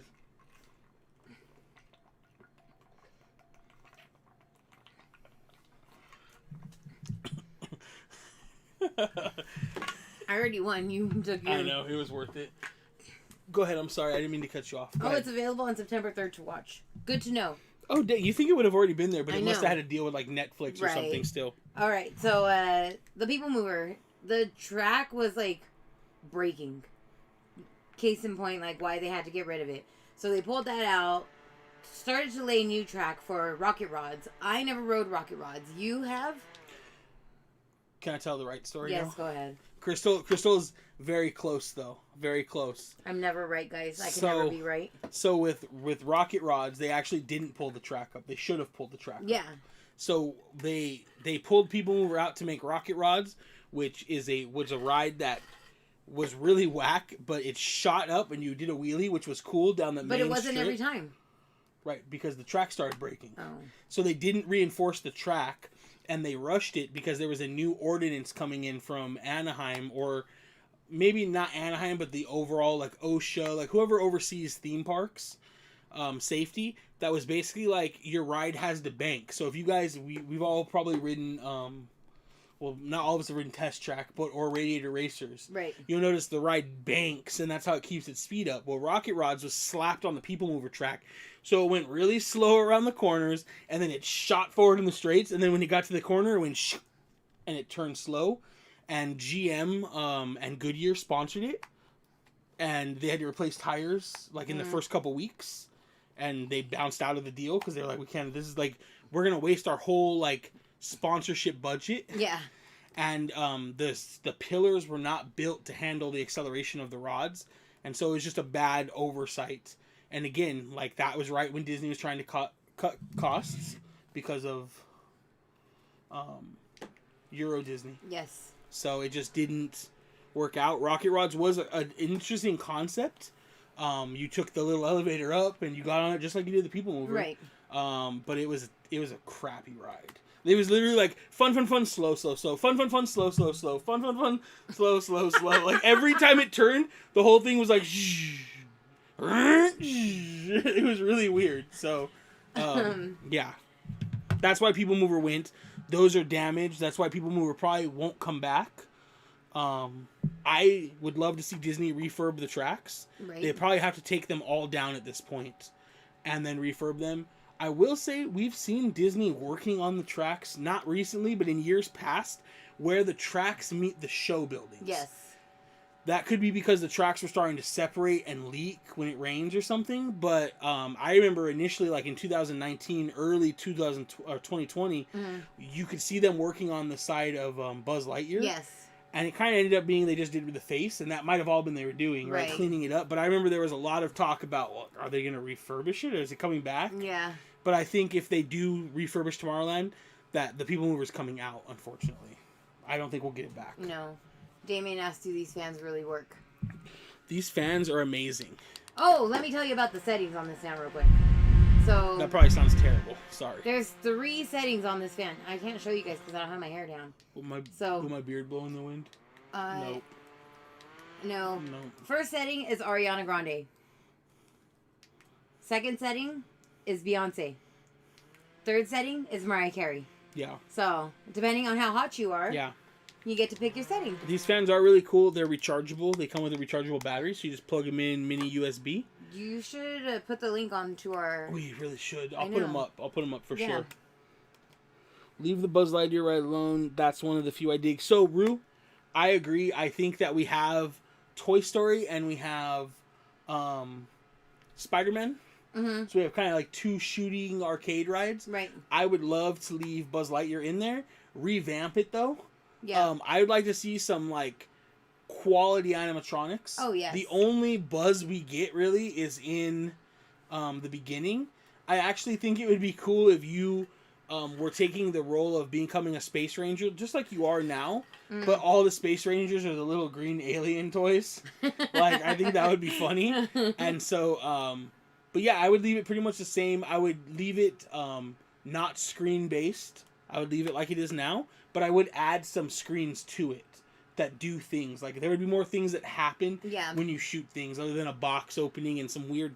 Like, it would make more sense, I think, you know? Yeah, it definitely needs some improvement. Yeah, absolutely. So, absolutely. Yeah. But yeah, I would leave it. I think it needs to stay there. It would just get super beefed up. What kind of ride would you like to see where Star Tours is? Because in our version, we've both moved Star Tours out, right? Yeah, we moved Star Tours out. You put a car ride that's a simulator still that goes to the moon. You use your family to get there? Yes. Yeah. You have to have your family. Yeah. All right, somebody... let's see. I don't know. Let me think about that. Let's invent a neck fan camera combo perfect for neck up pics. I think that would sell, dude. I think that would sell. Priscilla says she's always called her desk fan her Beyonce fan. I like it. Also, I just saw Priscilla's profile picture. I love it. Oh, yeah. I love filters. New subscriber, Disney Adventure Vlogs. Welcome. Welcome.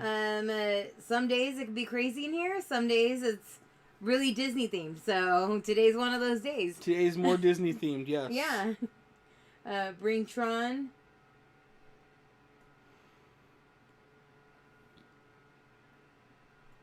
So yeah, I'm still scrolling way up. So I missed a bunch. Sorry.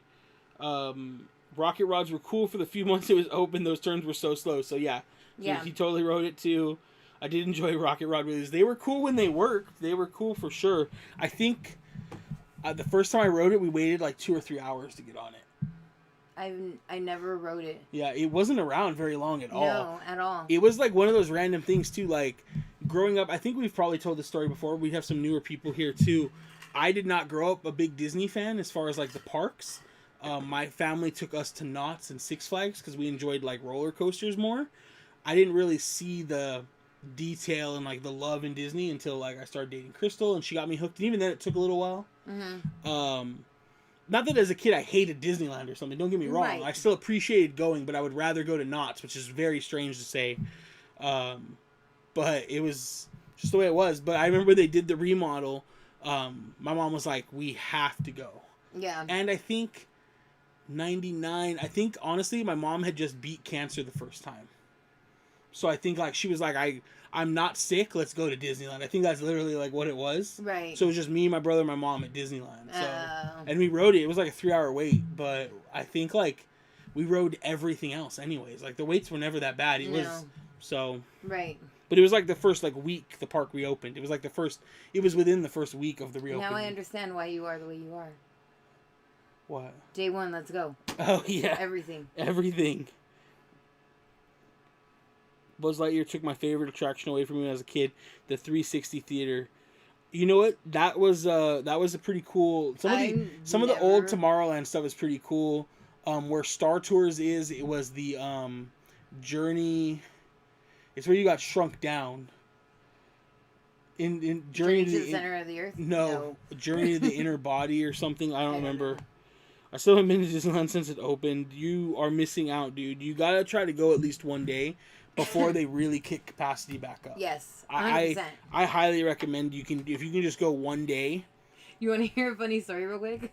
So, I tutor one of my old students, and today the mom highly recommended that I go to Disneyland before it ups capacity.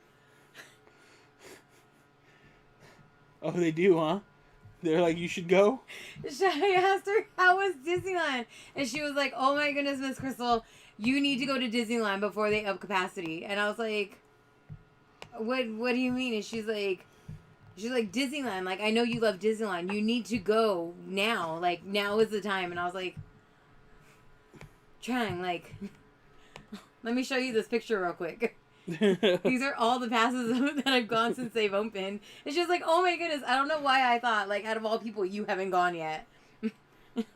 I couldn't stop laughing. That's so funny. Everybody's talking about fans, the neck fan. So I want a neck fan, but I'm worried my beard will get caught in it when I like look down. I don't think it would. So because they like sit out to the side. That's true. I like the one Nina had though, that Taylor had like clipped to her backpack. I think I'm gonna get one like that. You should. Because fans are the way to go. Yeah. Like, these come in awesome, but, like, who wants to carry their own fan around? I don't think she knows I don't think she knows about our Park Hopping Duo account. Probably not. Even though I share it all the time. But she hardly goes... So her Instagram is for her dog. Like, she only goes on there to post, like, updates on her dog. Her dog is Instagram famous. And, like, I don't know. Like, I don't know why I didn't think that... She didn't know. There's probably a lot of people in our lives that don't know we have a channel. Like, we'll share it to our Facebook. Yeah. But, like, I mean, I'll tell you what. Nobody in this chat right now, unless I can't see them talking, is somebody that we did not meet through Instagram or Disney parks. Right. So that kind of tells you, like, who supports and ends up wanting to follow your adventure. So thank you, guys. I think it's just your cousin Jody. Yeah. That watches us like regularly. Yeah. I have some coworkers that watch us a lot. Oh, like, yeah. Like work but friends. But I'm saying family. Yeah, like, not really. Mason? Yeah, Mason, kind of. Yeah. Kind of. He watches our TikToks more than our YouTube, though. Yeah, and our Instagram. But, yeah. That's because he has those notifications on. Oh, that's true. Jessica is here. Hello, guys. Sorry I'm late here now to watch you guys. Welcome. Thanks for coming. You're never too late. We're only an hour in or something. I don't even know how far in we are. But I don't know how long we've been going. But it doesn't matter. You're not too late. Nope, you're never late. My sister and I have a Disney account, and most of our family and friends don't know about it either. Yeah, I mean, we share it to our Facebook and stuff. Yeah. Yeah. We definitely have some of those friends that are like, oh, I know more about Disney than these guys. Why do they have a page? Well, like, obviously you don't, because you ain't got a page. Like, if you really knew more, you'd have a page, bro. Like, Crystal's laughing because she knows the exact friends, like, I'm thinking about. I know she does.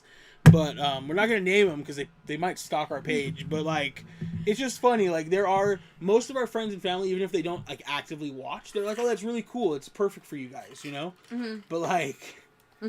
When you guys saw last week, my boy Joe was in here. He was in here the whole day, and that's like one of my oldest friends. So, right. I mean, it's cool, you know? I don't have any old friends. No. No, all my friends started happening. I started making friends when I met Nick.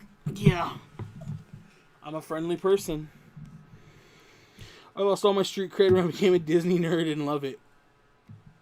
Oh, Miss Epp. Miss Epp, is that...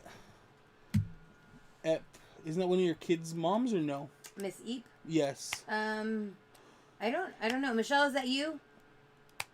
You're right. It says new subscriber, but it doesn't say they know it, so I don't know. But I think that's their last name. Nope, it's not her. Well, welcome. Or welcome. Well, welcome anyways. Thank you very much. Welcome to the family. Yes, welcome to the family. We're like the Torettos over here. Yes. Y'all are all family. We're gonna have a barbecue at a park or something. The first person to touch food has to say grace. Yeah, exactly. The last person to show up. One of the other. First person to touch food. Yeah, that's true. That's true. First person to touch food. Liz, I gave you that's street cred. Yeah. Hashtag family. Yep, there we go. Yeah, I mean, I don't know about street cred, but I definitely was like a Disney like pin trading nerd for a while. Wait for that show and tell, guys. Oh, that show and tell would have been way longer years ago. Oh gosh. Yeah, it's so crazy. But yeah, so that's our Tomorrowland. Yeah. I don't know what else I'm trying I'd to think do with what it. else, like... I think that's pretty much it. Would you keep, like... What would you do with food? I would go the Pandora route. Yeah. Yeah. I mean, it's easy to retheme, like, food, like, meats, like... Yeah, for sure. I guess it really Ewok. depends. Yeah, I mean, I think it depends, like, which route you went, right? As far as, like, theming-wise. Like, would you go cyberpunk? If I went cyberpunk, I would do, like, a lot of bright foods, very Pandora. Like, very Pandora. If I went more, like, steampunk, I'd probably do, like heavier, like, starchy foods. Like, yeah. That's just, I don't know why, that's just what I picture. Yeah. You know? Like, what do you mean? That's what you like? What types of, like, potatoes? Yeah, like a lot of potato based, like with meat, like like a stew. Somebody sell like a stew that came in like a metal bowl that looked like it was beaten up. Yes. You know, like that would be awesome. Like everything would be like that. It would look like it was like sporks. Yeah, but they would be like kind of like bent and like not perfect. Yeah. Like the spoon would have a gear on it for some stupid reason. Right. Like why is there a gear? It's steampunk. Your soup. That's why it's a gear. Yeah. Has something that you goes gotta mix it first, you know. But yeah, I would do something like that. Like that's just like I think of like because you know, steampunk is kind of like Victorian era. Yeah. So I think of those kind of foods like pot pies, like minced pies. Ooh, like, I want a pot pie. Something like that, you know. Take me to. Oh no, they didn't have pot pies at Universal. Dude, today is National Chicken Day. Today is also National Kiss Day. From what I heard. Oh, I'd rather have chicken. I'm just kidding. No, but today is National Fried Chicken. I didn't see anything about National Kiss Fried Day. Chicken Day? Oh. Yeah. Well, I'm glad that we got Wingstop. Oh, dang. We got boneless, though. It's not real chicken wings. But it's still fried chicken. You're right. Steampunk is weird since it doesn't have its own music. In my opinion, it can't be a scene without music. You know, you're not wrong, Rue. It doesn't really have its own... doesn't have its own music. Did somebody say porridge? Yeah. Memories and amusement. Oh, I like that. Yes. Right? Porridge would definitely be a good pick.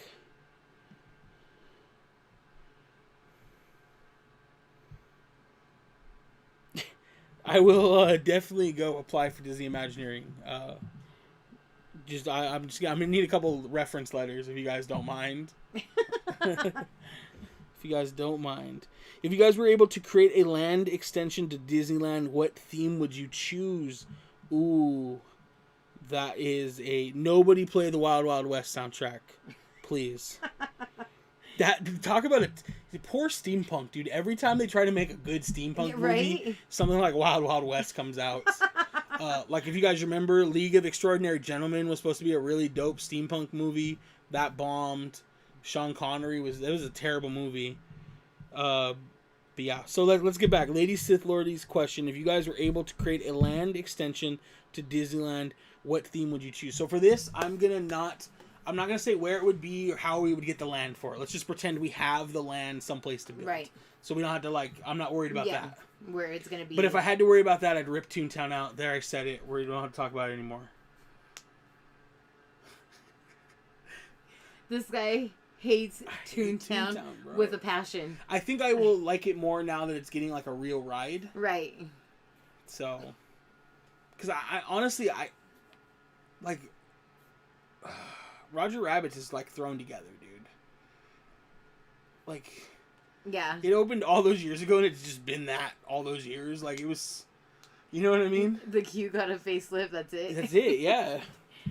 I mean, I'm sure some of the scenes have gotten facelifts over the years. So, he loves Toontown so much that if we ever take a child into Disneyland, Toontown doesn't exist.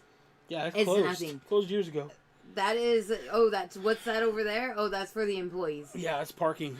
We don't go. No, we used to go to meet Mickey and Minnie. Oh, they closed it. They closed. They moved. It's Mickey shut and down. Minnie moved, bro. You can only see Mickey and Minnie on Main Street. That's it. No questions asked. That is how it is all the time. Okay, what land are you doing? You go first. No, I don't know. You go first. I need ideas to feed off of. I would do a villains themed land. Oh yeah, you've always wanted to do that. Yeah, villains themed all the way.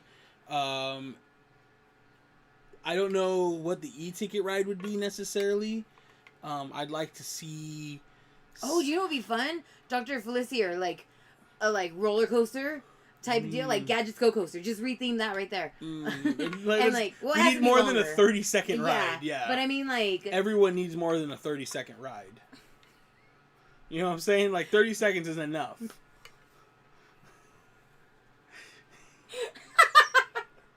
Stop. It's like I just got on and I'm already done. Like, was it good for you? Because it's over already. You know? Oh. We'll wait for Crystal to compose herself. I'm here. I am here, guys. Yeah, villains themed. I gotta go for that, bro. Yo, I'm not Gadgets Go Coaster. I'm Rise of the Resistance over here, right? 17 minutes at least.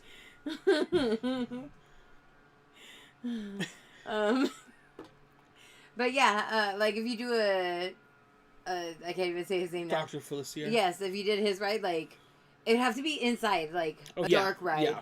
And like a roller coaster. I feel like it would have to be, and like you see like all the freaking like spirits like that whatnot cool. like coming at you, and like that could be pretty cool. Yeah.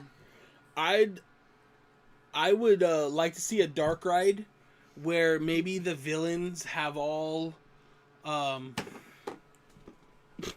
The reason uses this, I gotta go for that. I just said that a second ago. Oh, I didn't hear. And as I said, I was busy laughing. I was like, I don't need that. I'm not Gadgets Go Coaster. I'm Rise of the Resistance. 17 minutes. She doesn't even listen to this sometimes. When I'm laughing uncontrollably, I can't hear you.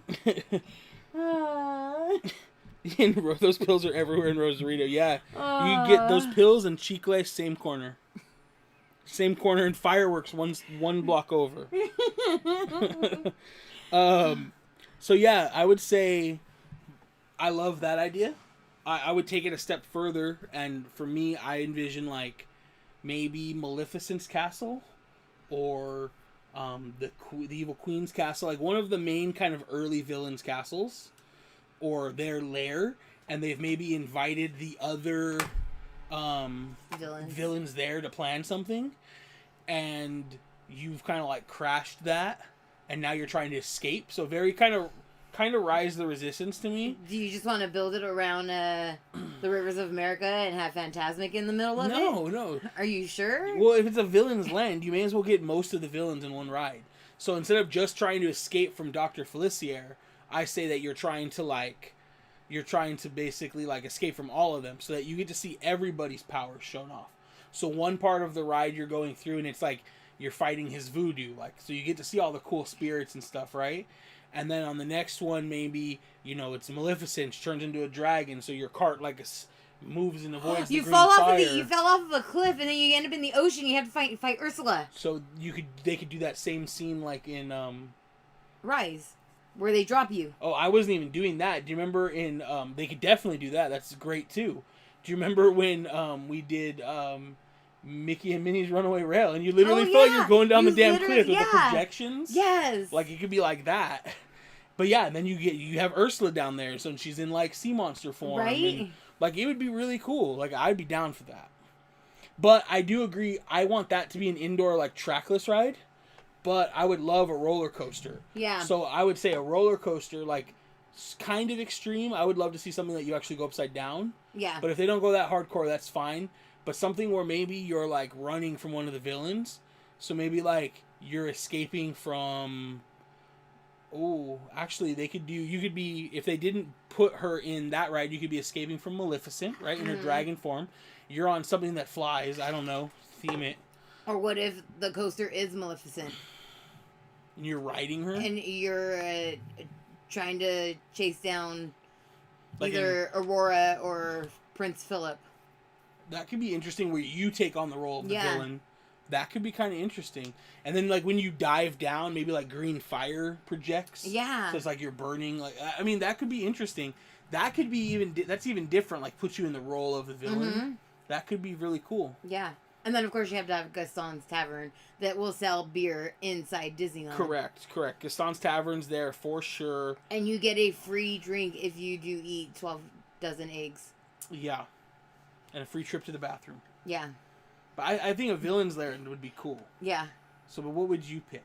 Dude, I'm like going off of yours. You're like, now. I'm villain's land all the way yeah. now. I'm just Disney. Like, I work from home, but I could do like Imagineering on the side. Right. I mean, I'll quit. I'll come to you. It's cool. Like, I'd like to work from home though, but I would. No, you want to work from Glendale. You gotta go. Heck yeah. Have you guys ever been to the Imagineering campus in Glendale? Because it is dope. Yeah. It is so dope. We go there we used to go there just to drink coffee. All right, there's probably a lot of talk about pills, so let's scroll through all that. So basically, or tentacles can spin the car. Yeah, you know what? That would be fun. Miss EP or Miss Ip said.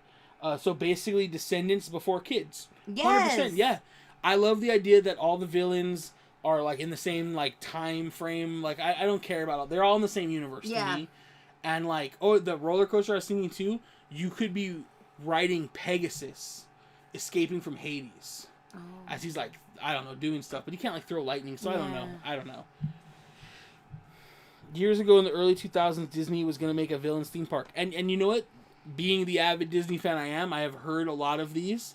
I've seen some very, very early concept art for that, but what I vision is like some of that early concept art. And if you guys ever saw the very early concept art for Animal Kingdom, they had the Lost Continent, which, fun fact, basically became Universal's Islands of Adventure because at the same time that everybody at Disneyland wasn't able to spend money, they cut the budget on phase 1 of Animal Kingdom, and all those Imagineers who weren't allowed to do what they wanted to do and were hired to do all bounced and went to work for Universal. So, fun fact. Just slipped in case y'all didn't know that. And we never got that. That's why all of the logos outside the entrance have like mythical beasts, real animals, and dinosaurs, but they never got the mythical beasts. Interesting. That was supposed to be phase 2. Yeah. And then when phase 2 came, they said, "Oh, let's put in the little Dinoland area because it's like we can afford that now. We'll do your mythical beast later." And they did that, and then they were like, "Yeah, we're not going to do the mythical beasts." And all the good Imagineers that worked at that part, they all bounced to Universal, and they literally built Islands of Adventure. And if you compare what Islands of Adventure became to the early concept art of the mythical beasts, basically like area that was going to get built over there, very similar, including a dueling dragon roller coaster, right? Which ended up at Universal, which is now gone. Thank you, Harry Potter World. Villains take over the park at night. That would be awesome. That would be so cool. Yup. Villains need love. Exactly. Years ago. Fun fact, Disneyland was almost built in the port of Long Beach. Yes. It was. And an expansion to Disneyland was then almost built in the port of Long Beach. Yes. We almost got Westcott instead of California Adventure. Yep. Which, I mean, honestly, I wish would have happened. But had it happened, much like California Adventure, we probably would have got a crappy-ass park. Because, let's be real, California Adventure was a hot mess when it opened. Mm-hmm. And it wasn't until our Lord and Savior came in and was able to revamp the way Disney did things. And, you know, we had a lot of money thrown into California Adventure to get it to where it is now. Rue, there was not. It was supposed to be. No, yeah, there was definitely gonna be, though. They looked at it, something that would be very like Disney Sea in Tokyo. Lord and Savior, baby Jesus. No, that's a different Lord and Savior. That's the Lord and Savior for most people. I'm talking about our Disney CEO. Good old Bob. Right. Jacqueline is here. I finally was able to jump on one of your lives. Welcome. Hey, welcome, Jacqueline. Thanks for jumping on. Yeah. They might have had some rides down there, Rue, but I don't think it would be like an amusement park. It would be more like carnival style. Right. My minor is in psych, and our teacher did a breakdown of Disney villains, and I ended up loving the villains. I mean, most of the villains Joe's here. Have a great psych. Yep. Oh, what up, Joe? Joe, I need to break this to you. We're not able to make it to your wedding. Dapper Day at Disneyland is happening that same weekend. And we're crushing another wedding that's happening at the Disneyland Hotel. Thank you for understanding. We appreciate it. Love you lots. We're talking about the Hood local fair. I mean, to be fair, if you only go once a year, you don't know it's not there when you're not Right. there. So, Joe said, no. Sorry, Joe. Happy wife, happy life. You already know that, bro.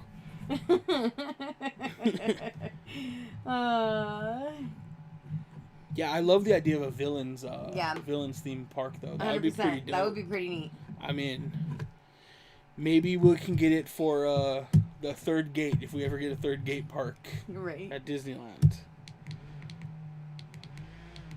So you have anything else for Tomorrowland? We talked about food a little bit. Yeah, we talked about food. Would you have any type of shows there? Oh, that's a good idea. Dude, Disney needs like a stunt show. It does. It really does. Watching Waterworld has made me realize anything as Disney could use Everybody needs a stunt show. Yeah. I would take like a dancing acrobatic show, like Mickey's Magical Map has like some like stunts, like where they like flip and stuff. But... okay, you're thinking those type of like. Well, I mean, I would take that. I would rather have a full blown stunt show though. Like, what if we get like? But I don't know where I'd put it because I've taken all the room up at this point. I mean, Autopia is getting smaller. Yeah, but that's fitting my Tron coaster. Oh. That and Innoventions is taking my Tron coaster spot. We didn't technically ever put anything back in Star Tours, but that's not big. That needs to be a ride, not a show, I think. No, I think a show would be fine there. I don't know. I don't even know what kind of stunt show you do there, but it would be pretty cool. Even if it was just like a Cirque du Soleil like type show. Yeah. I don't like that, but I can see why you would, and I'm sure plenty of people would. I'm not a fan, though.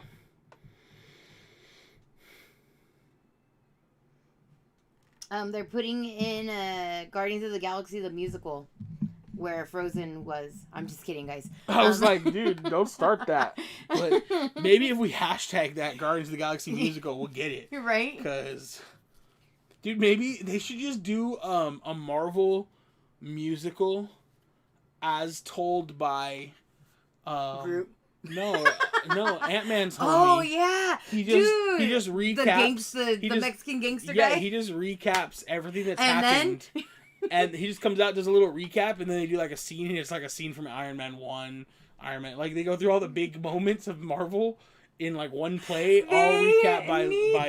Yes, I'm in. I'm so down for that.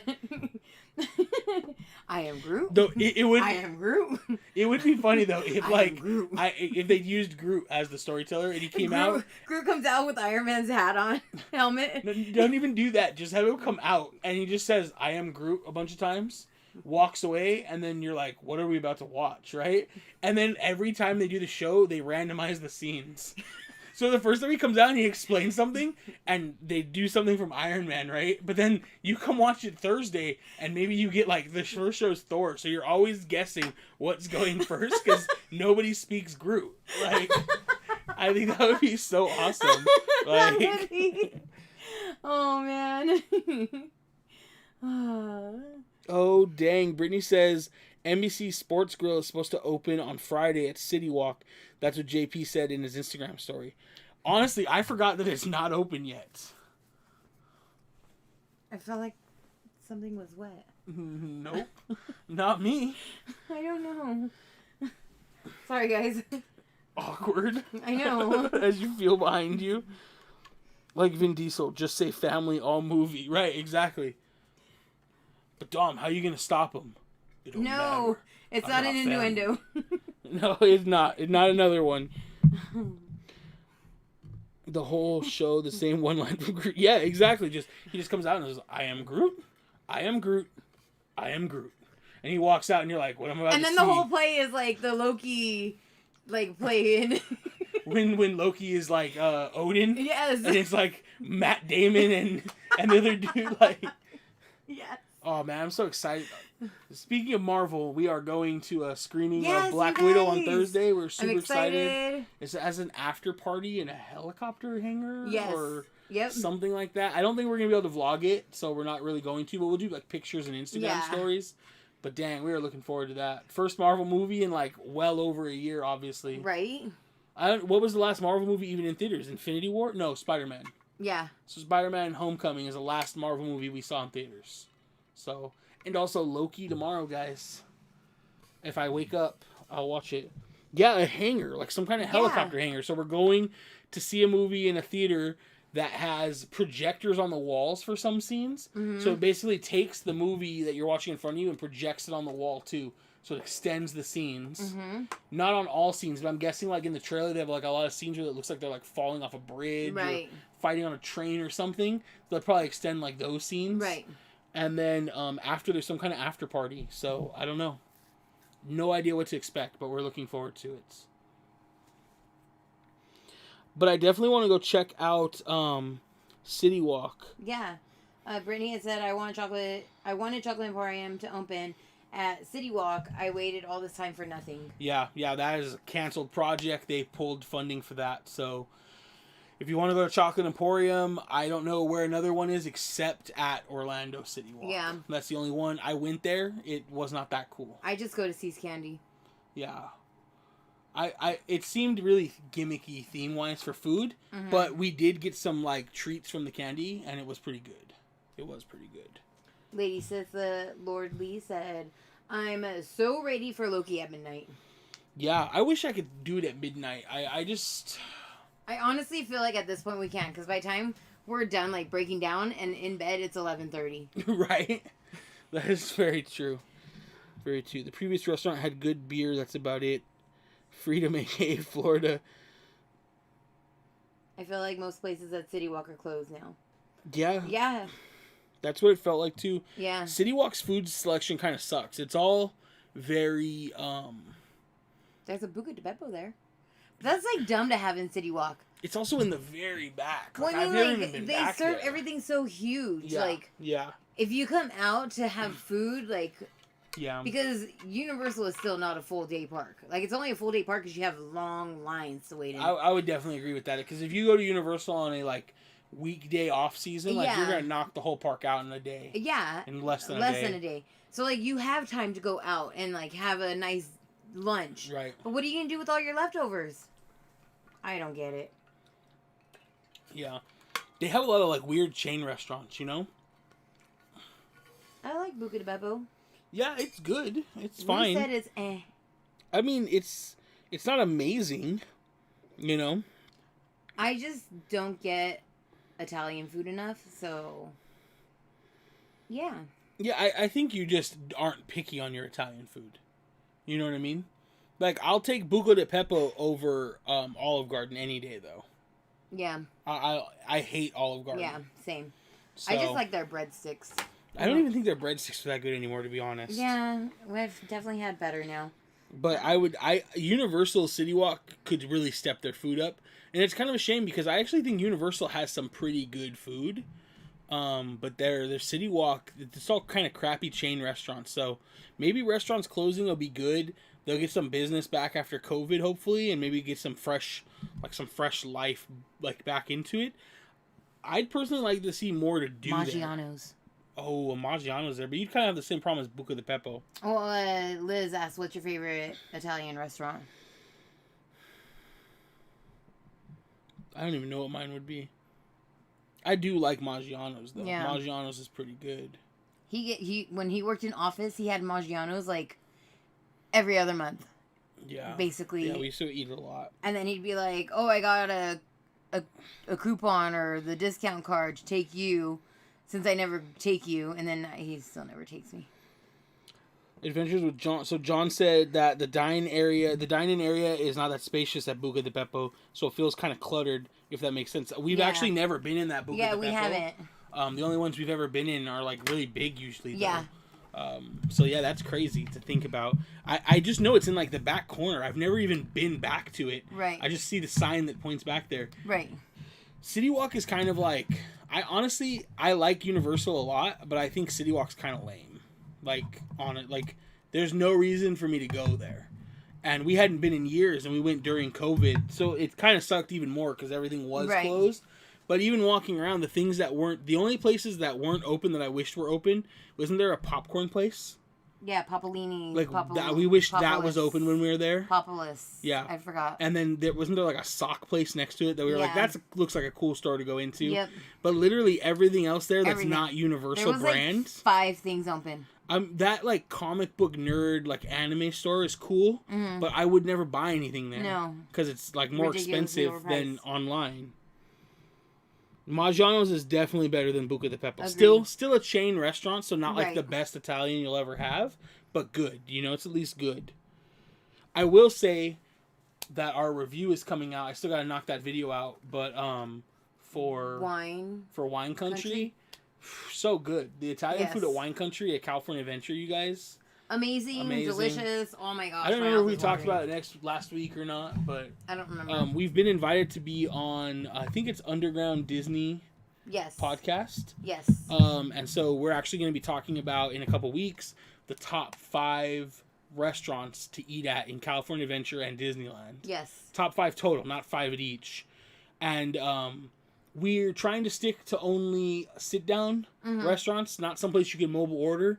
But we did throw one mobile order spot. We did throw in one mobile order, but we did put a... when you guys hear it... honorary mention. Yeah. Too. I think when you guys hear it, when it comes out, you guys will agree that it deserves a spot there. So that'll be interesting. Vinny Cucina in Long Beach. The Nochi is legit. That sounds pretty good. We didn't have any of the wine there. Neither of us are wine drinkers. Yeah. I couldn't tell you a good wine. I did have a mule there, and it was exceptional. It was really good. Their cherry Coke was amazing, too. They used grenadine. Crystal is definitely a sucker for cherry Coke, especially with grenadine. Yes. What's your favorite Italian restaurant, Nick? Yeah, I don't... I'm so picky, but I do enjoy Maggiano's. Mm-hmm. There's a couple like family spots. I can't remember the name of the place I used to go to with my dad all the time in Temple City. Oh, where's the place that Danny took us? That was really good. That was really good too. That was in Alhambra. Yeah. I can't remember the name of either of those places, but I really like them. Yeah, that one was really, really good. Yeah. My favorite Italian food is Nick's spaghetti. I do make really good spaghetti. We need to get our family all together and make spaghetti. Right. Because when he makes spaghetti, he makes enough to feed all 29 of us. I definitely do make enough. I don't know how to make like a small batch of spaghetti. But yeah, when I make fettuccine Alfredo, I can make it just enough for 2 people. You don't make enough sometimes. I'm just like, I could use like a little more. Every time we've had leftovers, so I don't know what you're talking about. Oh, that's true. You're right. Italian food. I have water. You want some water? Yeah. I'm good. So I'm on bottle 5. So I'm trying to figure out like the Italian place I like in Temple City. So I googled Temple City Italian food. Domino's Pizza came up. Like, bro. Yeah, I like this local pizza place down the street, Domino's. I was gonna say Domino's. It's a little Italian kitchen. Yes, Dre. Popcornopolis. Yeah, that's what it was called. Yeah, I don't remember the name of this restaurant. My dad took me there. Oh, Petrillo's. It's called Petrillo's. Yes. I love Petrillo's. And it's actually not in Temple City. It's in San Gabriel. But really bomb. That's one of my favorite spots. But I haven't been there in a while. We'll have to go. There's a Carmine's in Temple City. Brittany says that it's good. I'm assuming it's good. I don't know. I've heard of Carmine's. I've heard of it. Let me jump back in this chat here. Let's have a live while we all eat spaghetti. I am down for that. So, back in the day, we'd have to move our lives to, what day was Jersey Day? Was that Thursdays? It was Thursdays. We were really into Jersey Shore. Don't judge us. I know most of you guys probably were too. But we would always make Italian food and watch Jersey Shore with Jersey Day. That was our thing. Do you know what I haven't had in forever and you haven't either? Is a good cannoli. Oh. Dude, some cannoli sounds so good. It does. Like, we'll have to go out and meet the Papas for some cannoli. Yes. Party's here. Snooky voice. Exactly, Liz. Exactly. Stop it, Ron! Domino's Pizza, top tier Italian place. Yeah, don't trust Google, right? It literally 3rd recommendation for Italian food in Temple City. Like, bro. Yeah. Domino's, come on. Right. I'd rather have Pizza Hut than Domino's. Fist pump, push up, chapstick. We do have a really good pizza place out here by us. Mountain Mike's. They're a chain too, but their pizza's phenomenal for chain. Like, it's not quite as good as like a real like mom and pop spot. Right. But I think their pizza's better than what's the spot in Graziano's? Oh, Mountain Mike's? Yeah. Yes. I think their food's better than Graziano's for sure. Yeah. Not better than Graziano's used to be though. Yeah. What is Jersey Shore? Rue, I know you know what Jersey Shore is. Right? Sam on the right, on the night run, right? I literally told Nick the other day, like, so, like, every time I go get my hair cut, like, they're like, which way do you part your hair? And I'm like, whatever way it wants to. And they're like, well, how did you always wear it? And I'm like, I had the whole Snooki pump. Like, I told Nick, I'm going to bring it back. Like, the little pump, whatever it's called. Are you going to get a bump it? Remember when the bump it came? She didn't use a bump it. She didn't use a bump it. I freaking sat there and teased it and hairsprayed it and... Definitely teased it. Yep. Yeah. I'm going to bring it back, though. The internet's not ready for that. You know, I wish I could get the lights behind us to do, like, color changing or, like, a rainbow cycle. Right. Like, I'm not feeling, like, the stagnant colors.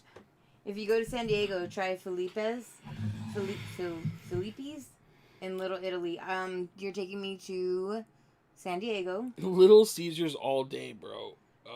That is my dad. Crystal's dad buys Little Caesars for our nephew all the time. Though I will say Little Caesars has gotten better over the last few years. Yes. But not the $5 pizza is terrible still. But like some of their other pizzas are actually pretty good.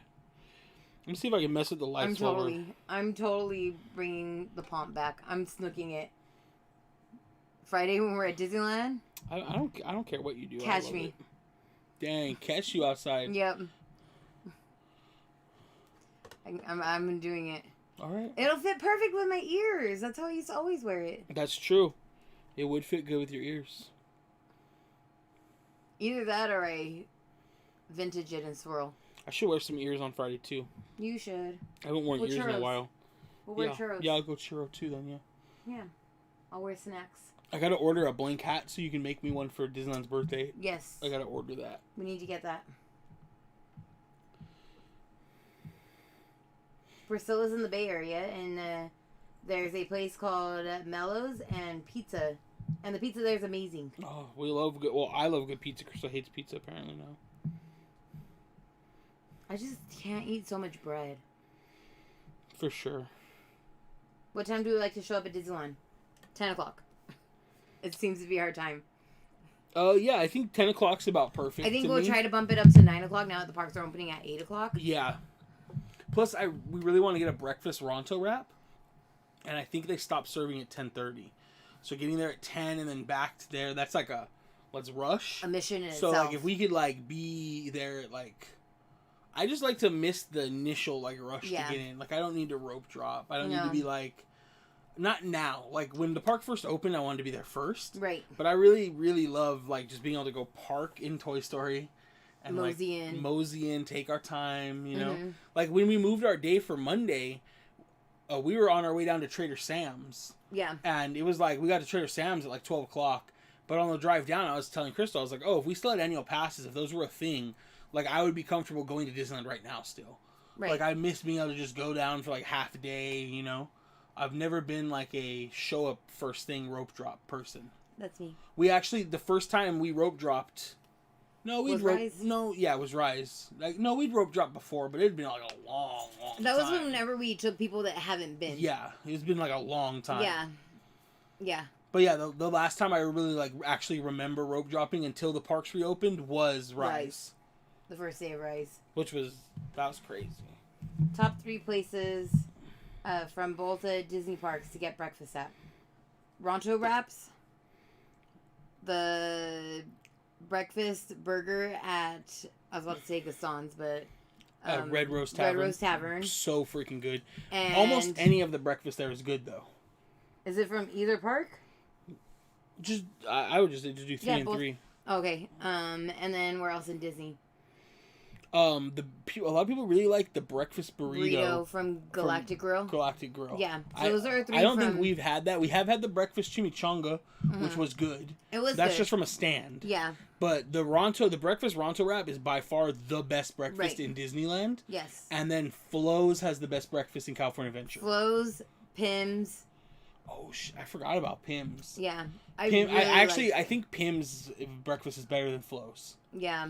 I think it's better. Yeah. Especially the Pim, the toast, the French toast. La Brea Bakery outside. Yeah. Yeah, La Brea Bakery is I had really the French, bomb. or not the French toast. I had the avocado toast when I went with the Wonders of Magic and Paul, and it was amazing. Yeah, and I had the French toast, and it was amazing. Yeah. So, highly recommend if you don't want to eat in the parks. Like La Brea Bakery is right next to the parks. You waste no time walking out to it. Yeah. Breakfast burger is at the Beast Burger. I think it is the Beast Burger. I think it is. It's so good. That was my favorite thing for breakfast at Disneyland until the breakfast Ronto wrap came out. Yeah.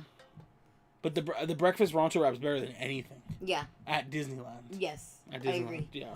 Oh, my knee hurts. Top 3 favorite YouTube channels. Damn. Disney YouTube or stuff that we watch outside of Disney. I'm gonna let you answer that real quick, Liz, because that changes my answers quite a bit. My answers are his answers because I only watch the YouTube he allows me to watch.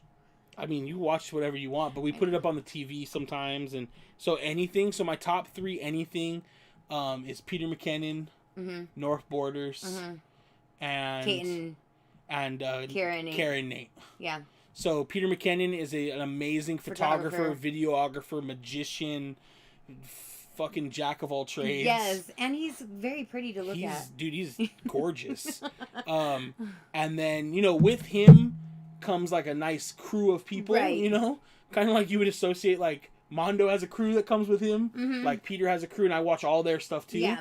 And they're all in like my top like 10. Right. And then North Borders. Except Maddie. Maddie's voice annoys me. I like Maddie. Crystal doesn't, but I like Maddie. I just don't like his voice. He's like Scandinavian. He's got a weird accent. He talks out of his nose. He's very nasally for sure. Yeah. And then North Borders is actually like an Australian, like, they're young. They're like 21. And he also has like a little crew of friends, but they're photographers. And they're just like, they're what I imagine if I had a YouTube channel in my 20s with my friends that were all photographers would be like. Right. They just fuck around and it's fun. And then I can't use any more F-bombs. We're about to hit R. So what was my Kara and Nate?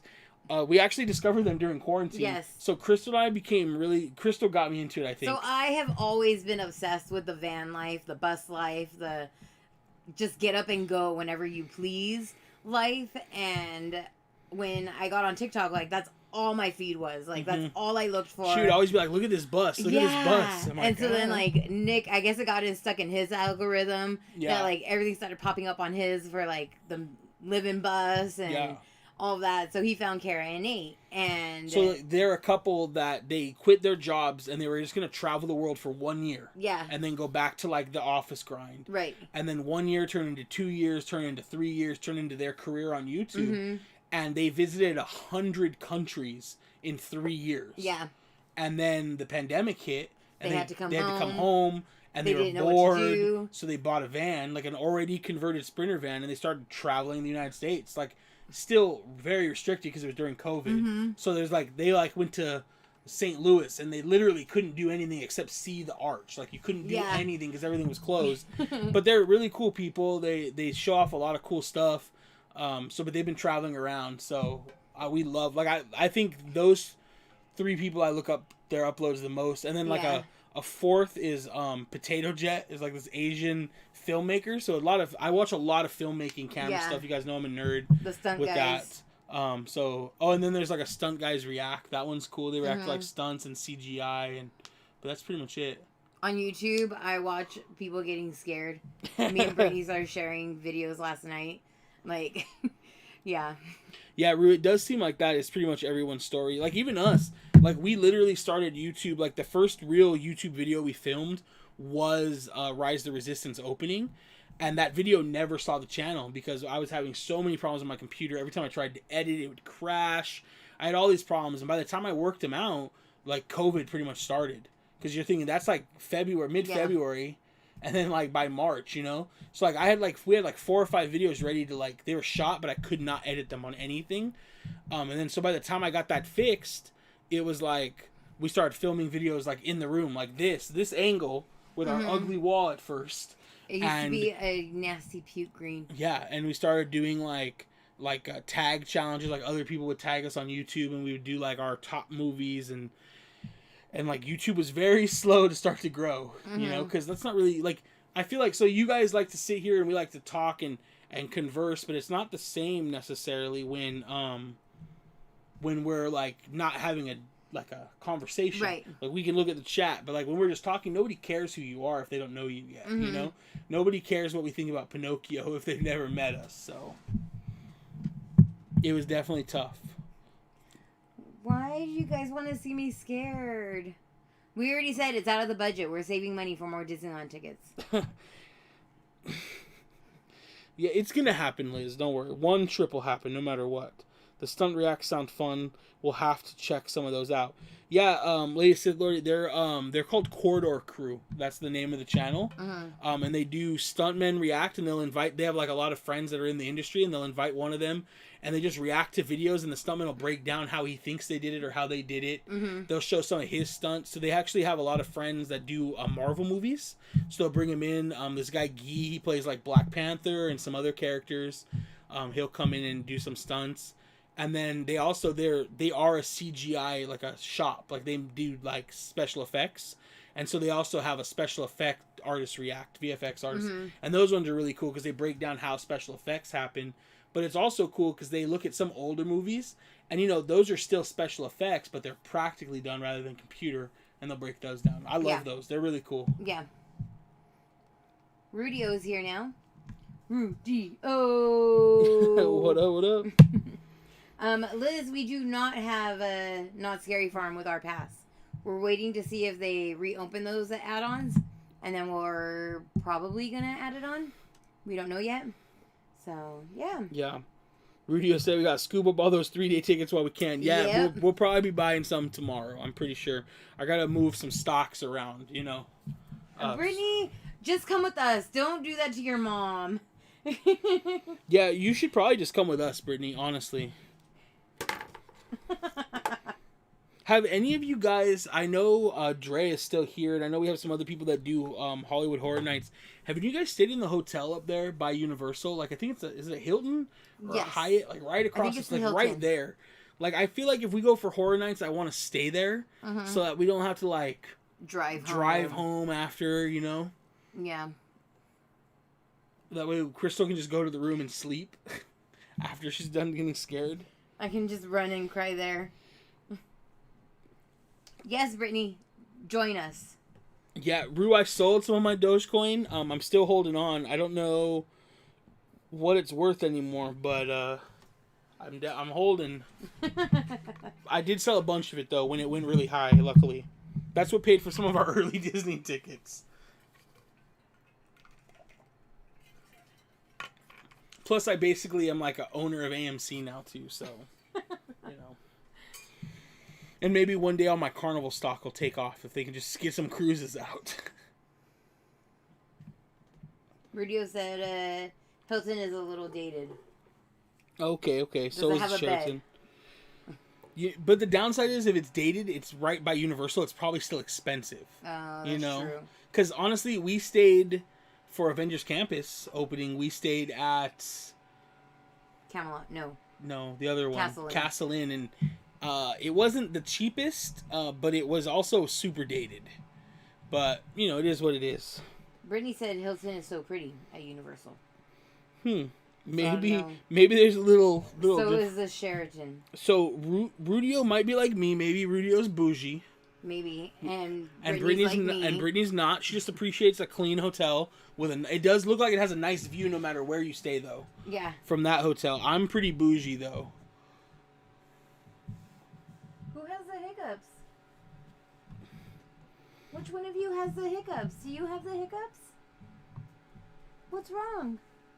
Okay, how far is that, Rudio? How far is that extended stay in Burbank? And Brittany said that they remodeled their room, she believes. So we'll have to look it out. Hilton is the best. Then you can go to Cafe Sierra. That's true. We could do Hollywood Horror Nights on a Saturday. And then Cafe Sierra the next day. Yeah. I'm going to need something to look forward to. Yeah. Brittany, is that buffet all the time, or is it only like Sunday brunch? I don't remember. I know we talked about it. Top 3 bougie hotels. I don't even know. I don't even know. I feel like it's just been so long since we stayed at like a hotel. I know. Like a good hotel. I will say I really like the Hilton by Disneyland. Yes. Sometimes, especially pre-COVID, you could find rooms for like $100 a night.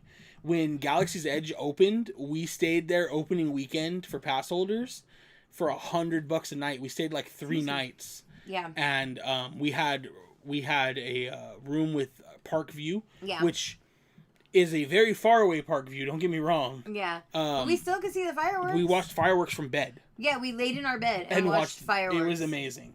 Like, it would have been better on a balcony or with a window that opened, but it was still pretty dope. I want to stay in a lot of the new hotels. Like, I don't remember the name of the hotel Mondo did a tour of. Yeah. But it's like on the other side of Garden Walk. Yeah. Like, I want to stay there. Mm-hmm. We were going to stay there for Avengers Campus, but like, not being pass holders and paying all that money for the ticket plus $250 a night to stay. Yeah. It just wasn't going to work out. It really just depends what you're trying to do. I always fight with myself, and it's like, are we like, so Disney World, we have Art of Animation booked. Not Cafe Orleans. New Orleans. Where do we stay? That place. That was a pretty hotel. Oh, you said Cafe Orleans? I did. That was stuck in my head. Port Orleans. Port Orleans. Riverside. Yes. Yeah. Port Orleans, Riverside. That was nice. Rue and Liz, next time you guys go to Alani, take me, please. Maybe I can convince Nick now, because we went to Trader Sam's and he really wants to go to Hawaii. That's true. I really had no interest in Hawaii, and then we were sitting at Trader Sam's enjoying the best Dole Whip I've had in my entire life, and just like the listening to atmosphere music. itself, like, yeah, it was nice. Relaxing. I can't wait to go back to Trader Sam's, even though that was an expensive JW Marriott, yes. dinner. Yes, the JW Marriott. Thank you. I really want to stay there. Yeah, we definitely want to get to Alani at some point. For sure. Like, it's a must. Yes. It's a must. For sure. Plus, like, all the drone photos and the photos and video we get from Hawaii, probably pretty dope. The last 2 times I did express day-night combo for Hollywood, and by the end of the night, I did 30K steps. Yeah, wow. that's a lot, Brittany. Maybe you're not coming with us. I can't keep up with that. That was a day and a night combo. That's true. We wouldn't go in the day. No. As pass holders, I wouldn't be down to go the day. So John Jr. said, was the food at Trader Sam's good? I never been there, but heard tons of great things about it. We have a YouTube video coming up. Stay tuned. I'm just kidding. Amazing. The short answer delicious. is the food was amazing. The longer answer is it worth the price? Is it worth the price? The Hawaiian platter, I believe, was worth the price. I feel like the Hawaiian platter and the Hawaiian burger was definitely worth the price. The shrimp, that was the best tempura shrimp I've ever had. Like, hands down, best I've ever had. Was $20 and you only got 4 pieces of shrimp. 4 tempura shrimp. No sides. Like, all it needed was some of that jasmine rice on the side and it would have been amazing. Like, they were like a little bigger than this. Like, the shrimp were like probably like that. Oh, yeah. And they were, like Crystal said, they were fried perfectly. They weren't greasy. They had like some kind of like aioli on them, and then they had the bomb like the pongo dipping sauce. Dip, yeah. And they were super good, but at $5 a shrimp. But they were amazing. Don't get me wrong, but I don't think they're worth the money. I wouldn't recommend that. But the burger, the Hawaiian platter we didn't try the Disneyland foodie. She was there right after us. We just missed her, unfortunately. And she was there with her family. She got the Hawaiian platter too, and they got chicken. And the chicken was dry. Oh. And we were worried about that, which is why we got pork. Plus, Crystal loves pork belly. I love pork belly. It was like thinly sliced, melt in your mouth. One thing I do want to call out, what was actually really good was the Hawaiian burger came with sweet potato fries. Oh, yeah. I hate sweet potato fries. Same. And they were so good. We ate them all. Between Crystal, myself, and Noah, we ate them all. Everything. So, and then we didn't get the ramen, but our buddy David, QS Trips, got it, and some other friends, and they loved it, and it looks really good. And the portion to price looked good. Yeah. And then they have some fried green beans that we'll probably get next time. And they have a poke bowl. We don't really do a lot of sushi, but it did sound good. Yeah. But as long as you don't get the shrimp, I think everything's priced well. And we were surprised at how cheap their drinks were. I thought the drinks were going to be in the $20 for everything. We thought they were going to be Disneyland price drinks. But they were more like $12 to $14, which I feel like that's not terrible for like a resort, like a restaurant. I mean, how much was Noah's Ooa? His Ooa was $21, and that drink feeds. It drinks 2 people. Yeah. So that was pretty good. That was Noah and I finished that, but we all had some of it. Yeah. It was good. I actually I can't reach it. Maybe I can. I got a cup. You got a cup. It's not alive if we don't show and tell something. I know. You won't let me share anything. No. Alani is lovely, but not worth the price. Rent my condo on Kauai. I don't even know how to say it. Kauai for half the price. We will totally hit you up. Yeah, I mean, I only need to stay like 1 or 2 nights at Alani. I don't need to stay our whole trip there. I'd actually love. I mean, as somebody who's never been to Hawaii, I feel want like to island hop. I would like to island hop. Yeah. Like if I could do 7 or 8 days in Hawaii and hop every 2 days, as long as hopping doesn't take all your time. Right. You know? I think that would be awesome. We'll just invite our friend Zach and he can, or Omaid, and one of them has a helicopter. That's true. So this is the mug I got. Did it focus? It did. So this is the mug I got. So this was extra. This is the Krakatoa. It came with a glow cube. After a few drinks, I actually thought the glow cube glowing red was because the bottom was red, and it was thin. It made sense. It was hilarious. So I think the drink was like $14, but it became $45 with this. So it's pretty expensive, but it is like a nice ceramic. Nice ceramic. It's like a thick boy. And they're limited. They're numbered. They're not limited, but they are like edition. So this is a 4th edition. They have some really cool ass mugs though. Yeah. They have like a zombie head that we want. The thing is like, so if you go to the waitress made it sound this way at least to us, but if you go to Galaxy's Edge and you order the porg, right, one of them comes with a non-alcoholic drink, the porg, but they'll put an alcoholic drink in there if that's what you want, and vice versa with the other one, right? No drinks. Yes. At Trader Sam's, drinks are specialized like to the only mug. the Krakatoa comes in this one. Yes. So that's what she was telling only us. The zombie Only comes the zombie comes in the other one. The skull. So, but still really cool, but the mugs are definitely expensive. Like Krista was saying, Noah ordered the Oa, which is a big like triangle dish, like bowl, and it's enough drinks for 2 people. And it comes lit on fire. It was cool. That was $21. But if you wanted to keep that tiki, it was $60. Yeah. So big price difference. Nick said he's gonna get it so he can use it as his cereal bowl. I do. Yeah, the lava touch on it is really cool. It looks really good in person, so hopefully that came through on the video. I don't know. We love tiki mugs, so I think we'll probably be like. Before Nick and I started dating, like. My room. Yeah, Crystal's always been very like Hawaiian-ish. I used to have a surfboard for a table in the middle of my room. Like, yeah. Do I know how to surf? No. No. But hey, I had a surfboard. It was expensive. It looked like all ice spot. It was good. It was it wasn't all ice. No. I would say the $21 drink was worth $21. Oh yeah. It was worth it. We joked when it first came down like, this is worth 2 like I'm a pretty big drinker. I could drink one by myself, but I would be feeling pretty buzzed. Oh yeah. I will say that the alcohol ratio for our trip at least to Trader Sam's was pretty good. Yeah. It was like I felt the drink. Oh yeah. I felt not like when you drink in the parks. How badly do you think Disney wants to make their Star Wars clothing person do a Star Wars Tiki style bag? You know what, Rudio? I said from the freaking beginning, dude, that spot needs to be one of 2 things. They need to do one of 2 things, right? During COVID and the parks were closed, I think they should have opened the top level up and done custom Savi's lightsaber building up there. plenty of room to space people out. Yeah. Disney could have kept banking money on Savi's lightsaber builds while the park was closed. It would have made a lot of sense. While the parks are open, I don't think they should do that because they want people to pay the money to go in. That's fine. But I do think that there's a reason they did not gut the bar. Right. If you look at the layout of that building, you can tell they built the wall out around where that front bar used to be. Mm-hmm. And I hope it's because they want to do exactly that down the road.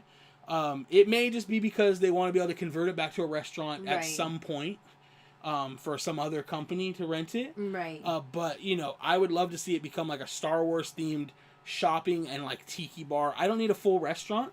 Put the bar upstairs even. I don't care. I think it would be awesome. I would love that. Yeah. And I was saying that in the beginning. That's what they need to do. Mm-hmm.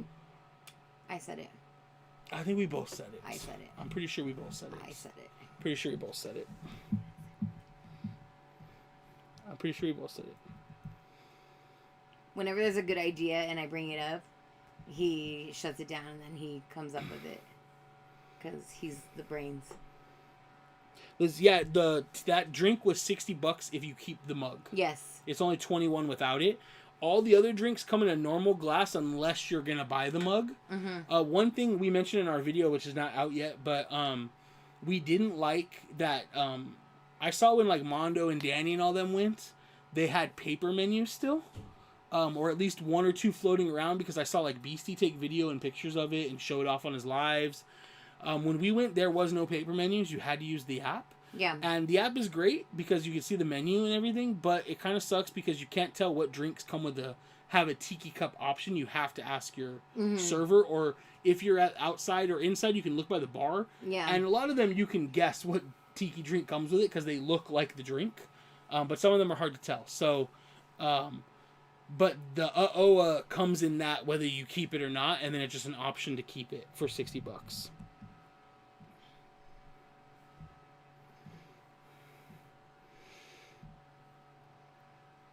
Who built the wall? I don't know, but hopefully somebody else paid for it. Liz said, Nick said he perfects the idea, though. LOL, idea stealer. I'm an idea builder. Do not encourage it. I'm an idea builder. You know, rough drafts are great, but they got to get refined. You guys, we cannot keep this going. You guys need to stop feeding him. I've had some... This ego is already big enough. I can't handle any more of it. Nothing like the final draft on pretty paper. Exactly. I was expecting something else. When do you guys think Disney Halloween season is going to start in the parks? September 3rd. That's the running theory. I think most people probably think that. Unless the dates in the app are wrong for when Haunted Mansion reopens. But looking at the map, looking at the map here, you can clearly see.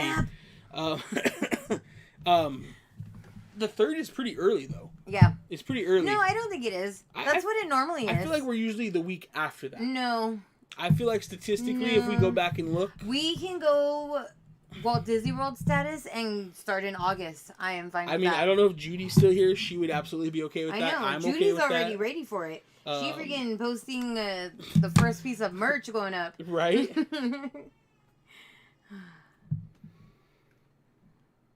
Yeah, I'm definitely ready for it, though. Yeah. I feel like the 3rd is like a week earlier than they usually do it, but I'm in. Like, I don't care either way. Yeah. I just feel like it's a week earlier than usual. Like, it's usually around, like the 12th, I feel like. That area. 14th, 17th, like, in that area. I'm surprised you didn't go on, like, whenever it's a Friday the 13th. I think that was the only time it started that late. I guarantee it's not. We can bet something, but... No, because I'll win. I know. I always end up just feeling bad that I win. You never win. You make me feel bad when I win. You never win. So I end up giving you the prize. So if I were to use my 3rd and final day of my SoCal pass on 9/12, I should be good. I would say you'll probably be good, Rudio. It should start by then for sure. I mean, you know, obviously Disneyland could change anything. Haunted Mansion opens back up September 3rd. It says it's closed August 16th, 17th? Yes, the 16th. Like mid-August, through October 2nd, which means it'll open up August 3rd. I love that Rue's an instigator. Why? What do you say? I don't know. Just like... Oh, because he's got the popcorn? Yeah. I mean, I definitely feel like Rue and I... Oh, yeah. We're basically boys at this... We're family. We're basically boys at this point, so... I'm ready for Halloween, Thanksgiving, and Christmas. Liz says big facts, Crystal. Rue, I see the little horns holding up that halo you just put up. Yeah, Liz would know for sure, so. Right? Yeah, Brittany, we're definitely ready for Halloween. Thanksgiving, Christmas. Yeah. All the potatoes and gravy. I'm never going to lose weight this year, guys. We're already almost to, eating season. We're almost to eating season. We're an eating vlog. We didn't mean to start that way. It just happened. I blame all the years of watching Magical Journeys. Yeah. It's their fault. Yeah. It's their fault. I will make sure they're not watching, but it's your fault. It's their fault. Let's throw this whole year away with diets. I'd be down if we could still make my if we could still make my clothes fit better. Right? I want to say that I've 100% cut soda out of my. You're getting very close. You're getting very close. I go days without soda now. Usually all week. Yeah, all week I will not have soda today at all. No. And then on the weekends I try to make it only one, when we're at a sit down meal. Yeah. Yeah. I've been doing better too, though. I only had one soda today. And you only are that way because I stopped buying soda. I mean, that's fine. I'm still doing it. I know. I could very easily order me some soda. We have a mobile order to pick up at Target. It's all sodas. Just soda. Because to be honest, I do like soda, but my favorite go-to soda is obviously Mountain Dew. And, that's the nectar of the gods to me, so... Yes, Liz, that counts. I literally only drink water and coffee. Now, that's it. Yeah. I'm at the point where I drink 40 ounces a day of water. I'm at 2 on average, I'd say. Some days I hit 3, but most days... honestly, 4th of July was bad for me, though. Yeah. I didn't drink nearly enough water. Neither of us did that day. Yeah, we didn't.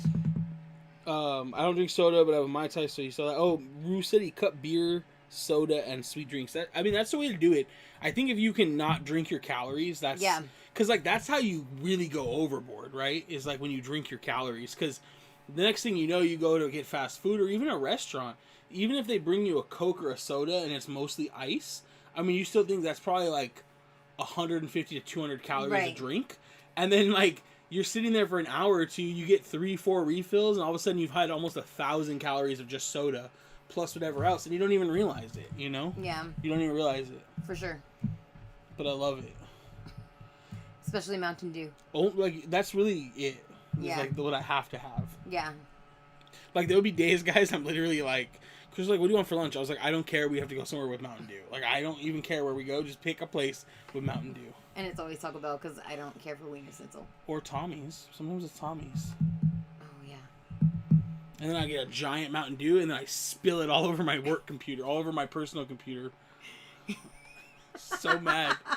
So mad. I spilled I don't know if you guys ever been to Tommy's, but they're giant, large, this big. I knocked the whole full thing all over my gaming PC. It was awesome. Off topic, but do you know why they still have the turnstiles at Disneyland? They're so little and uncomfortable. I'm always wondering if I'm going to fit through them. Hey, Cynthia, that is a great question, and I hate them too. Here's what you're going to do. I'm going to give you the best scoop. If it's a ride that you know has a turnstile, go to the exit and tell them you are not comfortable going through the turnstile. And they will either let you in the exit right then and there, or they will give you a return time. Every single time. It's basically like using the disabled pass. I can't remember the name of it. Oh, the DOS pass, right? It's basically like using that, but it's just because that you're not comfortable going through it. So I do that for pretty much every ride at Disneyland that has a turnstile. So, So yeah, that's like my biggest recommendation. Same thing at Knott's. Knott's is awesome about it. They have some really small turnstiles too, and that's what I do. So pretty much every ride in Fantasyland, just go up to the exit, let them know you're not comfortable with the turnstile, and they will. JD, no. Somebody's here to say goodnight. The baby's here. Why were you crying? You just wanted to come on our live? Say I'm tired. So go sleep. I don't know how. Huh. Oh, look at it. Here you go. 100% Liz. They should just get rid of them. What? Oh, we went on opening day, obviously, to Disneyland, and that's when Don't throw it. that's when Snow White had reopened. And the first thing I did was Crystal and our friends got in line because the line was like out of Fantasyland, right? And the first thing I did was go to the exit and ask the cast member. I was like, "Hey, I know you guys just redid Snow White. Did you guys keep the turnstile in it?" Because I looked over the thing and it was still, they weren't lining up in there, but I couldn't see the turnstile. So I did think they got rid of it. But once I asked, the guy was like, "Nope, we kept it. It's still there, unfortunately." And I was like, "Okay, well, I'm not comfortable like fitting through it.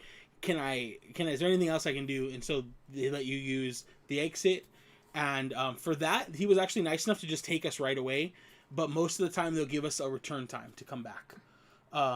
Another one that has a sneaky turnstile in, if you haven't been on in a while, is Jungle Cruise. And I don't expect them to get rid of that one either. I'm going to ask when we go on the 17th, because it'll have opened the day before.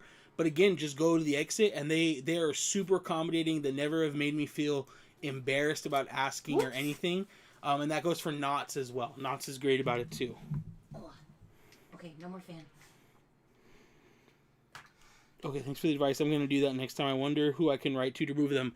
I have written Disney before, but not like avidly, right? I have written them before and told them, hey, you know, like the turnstiles should go. My least favorite turnstiles, I'll be honest, most turnstiles have a way to skip them. Not all of them, though.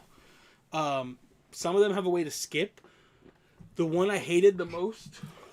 JD, get down. JD. Get down. The one I hated the most was outside of the exits for Haunted Mansion. They were tiny, and I literally would have to get like a kind of like hopping run start to get through them, and that wasn't even at my heaviest, so I was not happy with those. Hey, you guys, get down. Get down. I'm gonna get the pillow. Oh, now they're running. So yeah, just do that. Definitely write Disney customer service about it. Let them know. I've been wanting to do a video on the turnstiles and like the rides. We have like a if I fits I sits kind of thing going, and I know that's some information I think a lot of people would like to know is the turnstiles. So maybe we'll put a video together, and maybe the video could get enough traction. Maybe it could get enough views and shares, and Disney will do something about it. I will say, with modern technology, there's literally no need for those. Right. There's literally no need for it, and to prove that, you'll notice all the new rides do not have them. They don't have them, buddy. Not even a one. Do you want to say something? Sing? You want to sing? Sing. Row, row, row your boat. Oh, what are you going to do? You gonna sing? What are you going to do with it? You gonna sing? Tell them la la la. Say, No, hey, you can't party hit people. it, buddy. You can't hit it. They don't want to hear that. You gotta say, hey, party people. You gotta talk. Talk. What was that? So yeah, Jungle Cruise made me scared. My thighs were gonna get stuck, dude. Jungle Cruise is one of the worst, I would say. All of the Fantasyland ones are super terrible. The one that was never that bad was Matterhorn, because it had like a big opening. Matterhorn was never bad. But to be honest, if you're not comfortable going through the turnstile at Matterhorn, you're probably not comfortable on Matterhorn either. But yeah, like Space Mountain has no turnstile. So many rides don't have them, and then when you look at all the new rides, none of them have them. So California Adventure got it right. The few rides that do still have them also have other exits. So, but Haunted Mansion was the worst because there was no way to avoid that one. I get anxiety about turnstiles. I used to too, Christina, and now I just make sure. Okay. Now I just make sure that I'm like speak out and I don't do anything I'm not comfortable with. And Disney has always been super accommodating, and that's kind of why we became really big Disney fans. That's what I really fell in love with it, is being a big guy. Like at Knott's, I'll be honest, I fit on like one ride. Like I fit on the Calico Mine ride, and even then, that bench in that seat is so low. Like it's not comfortable. But I still enjoy going to Knott's, you know. But like in Six Flags, I don't even bother. And then Universal is like about half the rides, but again, they don't have turnstiles. Like there's no need for them. DCA doesn't have them. There's no need for them. No. There's no need. There's no need for them. Where's your tickles? You got tickles today? Yeah, you got look at that smile. Go. Tickles. You gotta walk sideways. Yeah, honestly, a lot of the Fantasyland queues, I feel like I do have to turn sideways in because they're very narrow. And then I have my backpack on, so I gotta like take it off and hold it, or else it's like in the line behind me. You know? That's why, honestly, I liked it when we had social distancing, because like there's plenty of room everywhere. Yeah. Disney about not making it obvious, Liz. They've always been super like accommodating, and stuff like that. A lot of times, even like I fit through the turnstiles coming into the parks, like California Adventure and Disney, no problem. When they put the plexi up, it got a little tighter. But a lot of times, even when we're going to get our tickets in, they'll just open the middle gate for me, which I guess maybe they could offend somebody like presuming, but I think it's nice personally. I think it's cool that they think of that. Not everybody does it, but I think it's cool that some people realize, hey, I'm gonna do this for somebody so they don't have to worry about making a scene. Right. You know, I think it's cool. It's nice of them. You ready to go to sleep now? You can go to bed. Tell everybody good night. Tell them bye. Bye. Bye. You just like the mic. You see it? Num num num num. He probably thinks you want to like eat it. Look at your shit. I opened the gate myself, like at the Mark Twain. Yeah, at the Mark Twain, that totally works too. You can open the gate yourself, or go to the side where they load the wheelchairs, and they'll let you in with wheelchair access too. And then you get on the Mark Twain even earlier. Side hack. So you're welcome. No. You see the dinosaur? That's a good side hack for sure. You can go to bed, buddy. You calm down now? You ready for beds? I think Mommy's done with the dishes. Yeah, so we'll definitely do a series on that. We'll have to spend the time and make a video on it. I think a lot of people would like that. Oh. Whoop. Let's get you a clean up. He's definitely going to Mom now. I'm sorry. Babies are gross, y'all. They're gross. Thunder Mountain has a gate next to the turnstiles you can take instead. Sometimes it doesn't, though, Liz. They put a trash can there sometimes. So you gotta, like, move it. So, again, with Big Thunder, just go to the exit, and they'll give you a return time if you're worried about it. Or you can just slide the trash can out of the way. Not a big deal. I just go to the exit. It makes it easy. Because there have been a few times I've gone to use that little trick, and then it's like there's, like, trash cans stacked there. And I'm like, oh, I don't really want to move these trash cans. Move it, LOL. Yeah. As soon as she leaves, the dog jumps up, huh, Jay? As soon as she leaves, you think your bed's yours. So we'll wait for Crystal to come back. But tonight's been a lot of fun hanging out, guys. Blast like always. Chat's been popping. We super appreciate it. We love when we can, like, you know, kind of go off course and talk about some other stuff, too. It makes it a lot of fun. That's not yours. He loves stuffed animals, like, so much, so he's trying to steal my loft cat. Yeah, you guys see the dogs? The JD dog, huh? If you guys were wondering, they were good during fireworks. No problems. They don't really mind the fireworks, these two. Maybe if they were stuck outside, they would. But in the room, they don't really respond to the fireworks at all. The doggos? Is it the doggos time? Is it time for the doggos? I can hear him just screaming. I know, he doesn't want to be in there. No. No. He just likes to be out. Yeah. Yeah, so the puppies, like, had no problems during 4th of July. No. Which is nice. Yes. Because it's, like, one less thing we have to worry about, you know? We just leave them in the house, and they just sleep through it. Even when we had Mally, like, if we left the TV on, she'd be fine. Yeah, or like music. We could have like the robot slave from Amazon play music, and it'd be good. But like, yeah, Crystal's mom said she poked her head in here a couple times on 4th of July because they left Knott's early, and our dogs were just sleeping through fireworks. They didn't care. But yeah, the dog that we had put down last year, she would bark at thunder. She hate noise. Yeah, she wasn't a big fan of that. The only noise she liked was Nick's car. It was my car, yeah. I was going to say the only noise she liked was my car.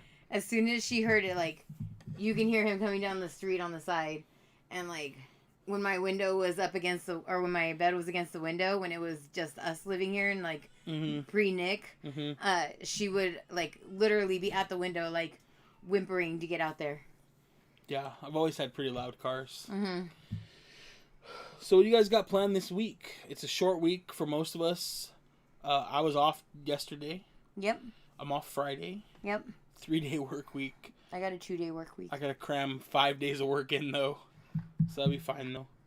I'm looking forward to Disneyland. If there's anything you guys want to see when we're at Disneyland on Friday, other than everything, that's cool. We're not going to let it out yet, but Crystal had an amazing idea for our vlog for Disneyland's birthday. So we are super, super looking forward to that. Yeah. So you guys, it's awesome if you have Instagram and you follow us over there, you're going to get to see it as we do it, right? But we'll also have it all in the vlog. So it's going to be really cool. I'm glad my lost cat is unthreading. My lost cat is unthreading. Our lost cat. Excited to see your coverage on the birthday. John, when is your next trip, dude? And I see Memories Amusement is headed to Knott's tomorrow. That's dope. Working on convincing Rue to get a 3-day pass for us. Those are my plans. That's what Liz said. Liz, if you guys do get a pass, let us know what days you think about going, or hit us up and we'll let you know what days we're going. It'd be awesome to like run into you guys down there. Yeah. Send us an email. Yeah. parkhoppingduo@gmail.com.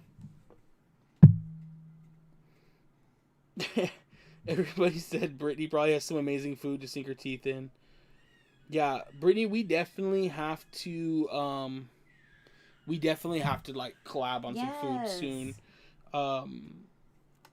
Cindy said work and waiting for a Oogie Boogie announcement. Absolutely. We're hoping for it.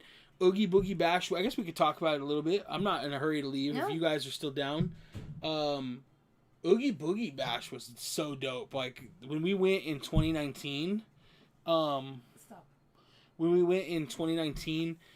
we were running the page, but we didn't really look at it get down. Dogs down. You too. I don't know what he's doing with the blanket's all wet now. I know. The 2019 was awesome, but we were like, hey, you know what would be awesome? We should go to Oogie Boogie Bash on Halloween night. And so that is the night we went. And it wasn't great for Instagram coverage because by the 31st, nobody really cared. So if we go this time, when we go this time, we'll probably go the first day. I would imagine. The first day. Yeah. Most likely. Plus, the first day is always fun because that's when I know for sure we're going to hang out with Paul and we're going to hang out with Mondo and Beastie and like everybody's going to be there. Our boys over at Dream Park Adventures and Q, like everybody's there. Yeah. Those are the really fun trips. That's what the best part about like meeting everybody is like, and hanging out even with other just YouTubers and Instagrammers.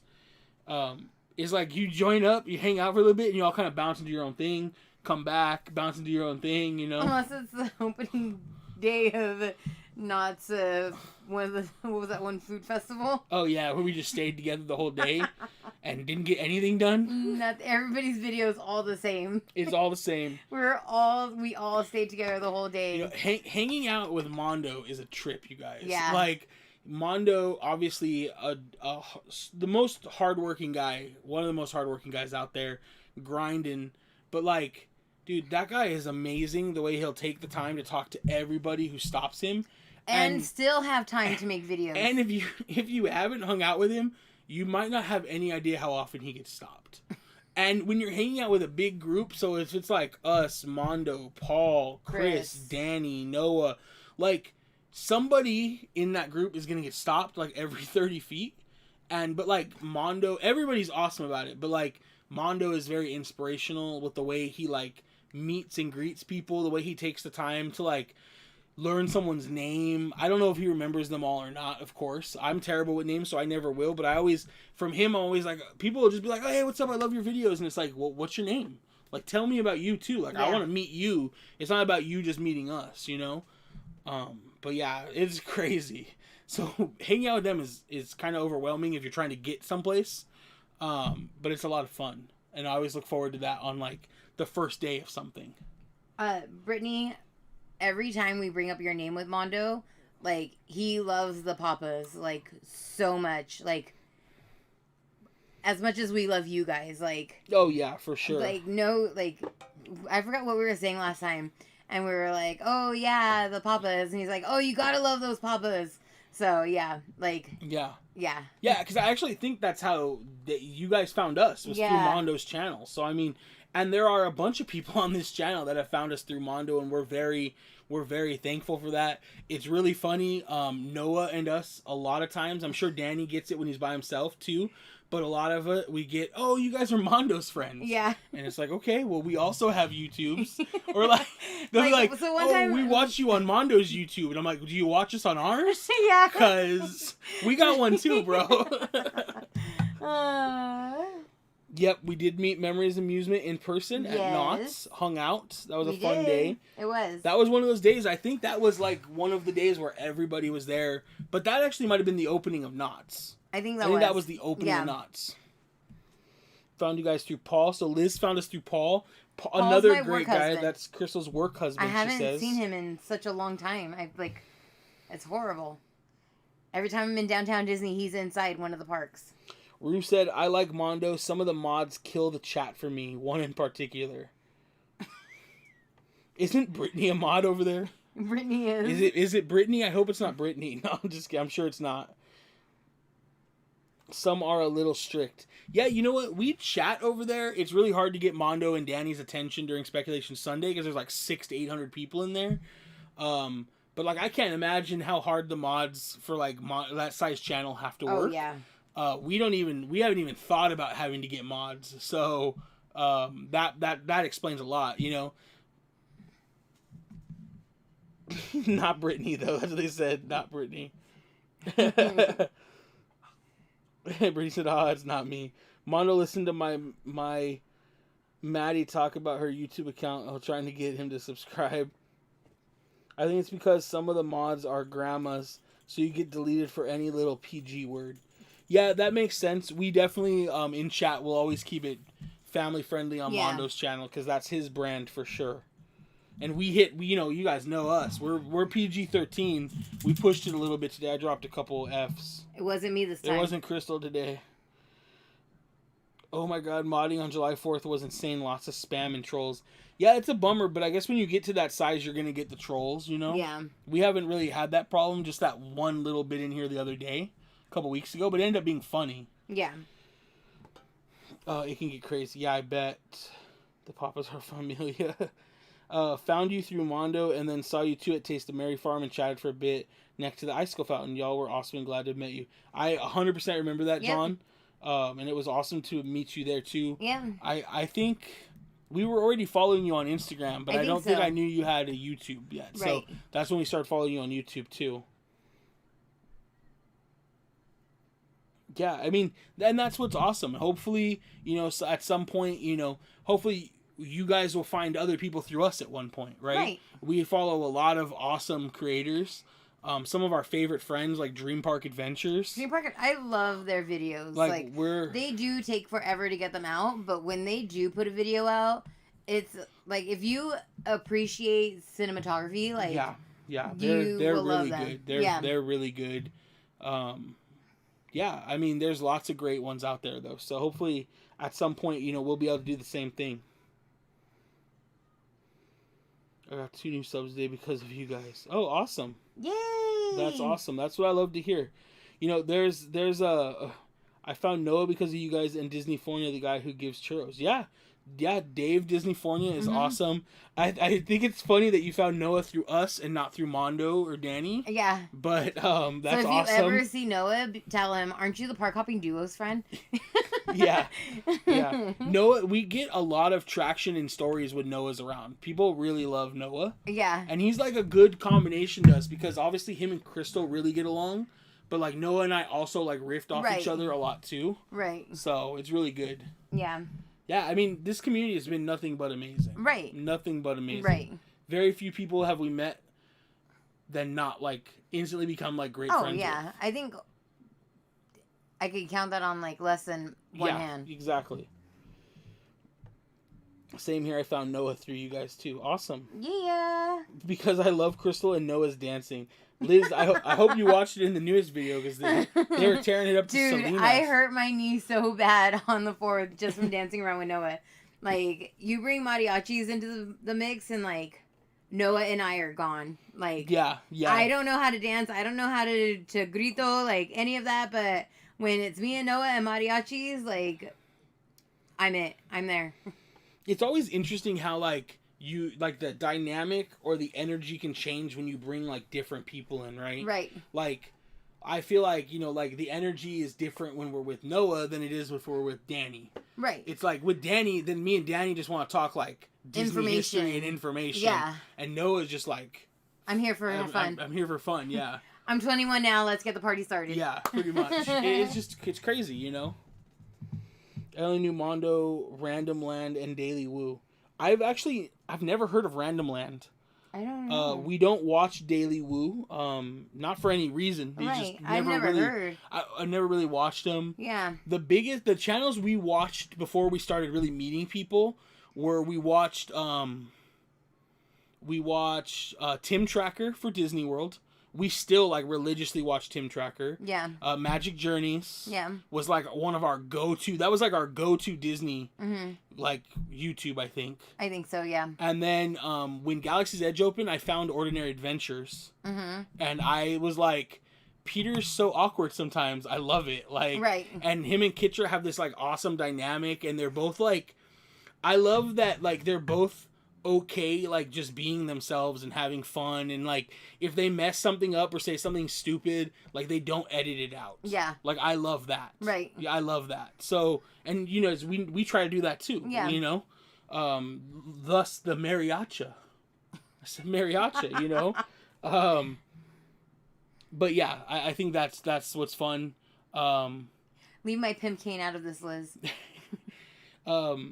We watched Mondo. Crystal brought Mondo like. Mm-hmm. I was like about Mondo on Instagram. Crystal. I used to watch Mondo before we had our Park Hoppy Duo account. Back when he was I watched the Cali Bay. Yeah, the Disney Bay.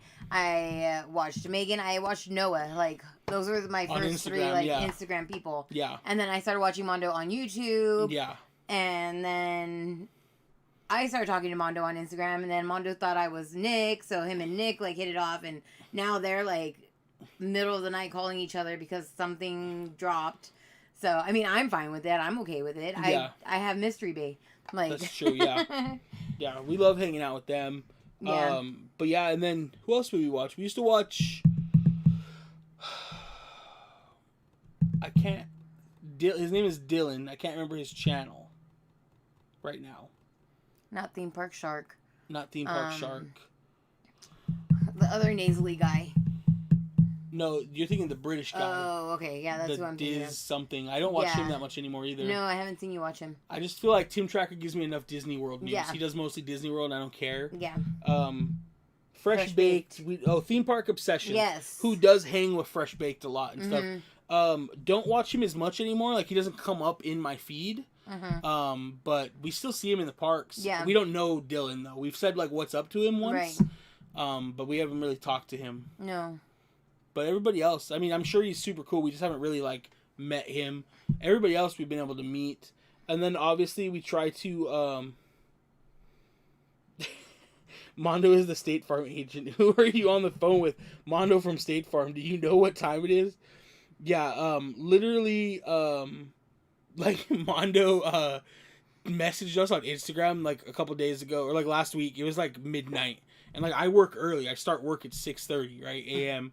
But I was still awake. I don't remember what we were doing, but we were awake. So like Mondo texts like, "Hey, are you up?" And I opened the message, and then my phone's ringing from Mondo because he saw me open it. So he's like, "Oh, you're awake."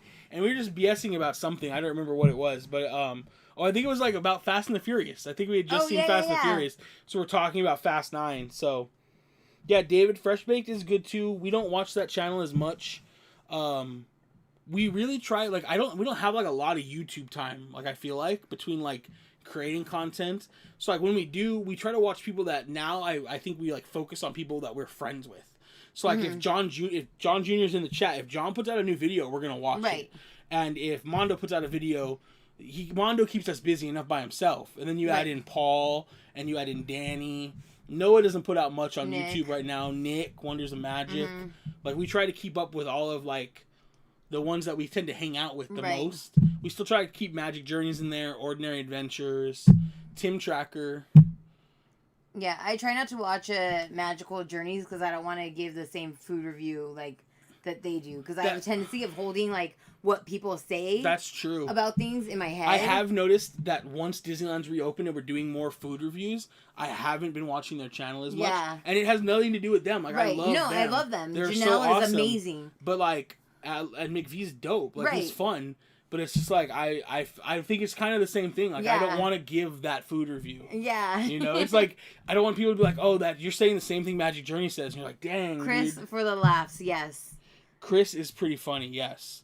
Chris is when you need some rated R content. He's another one that we like will get a random message from out of nowhere, and we just cannot stop laughing. Like Bricky from Adventures in Design said he asked Mondo on his podcast and he rejected him. Well, I mean, I guess Mondo probably has a good reason for it, you know. Tell Bricky to hit us up. We'll get on his podcast. I don't even know who that is. I don't think I've ever heard that podcast, but Mondo's also pretty busy. Like Mondo is super busy. Yeah. I have no idea who Bricky is. I don't either. Are they on YouTube? We'll have to check them out. Yeah. We always love to check out like new people too. The thing is, like, there are so many Disney and theme park YouTubers. Like when we're at the parks, we see people vlogging all the time, and we're like, we try to ask, but some people don't want to talk about it, which is always like kind of weird to me. Because like we want to talk about it, like we're all doing the same thing. You know, we can be friends. You know, there are a lot of great channels. Well, we'll definitely have to look up Bricky because he sounds interesting. Yeah.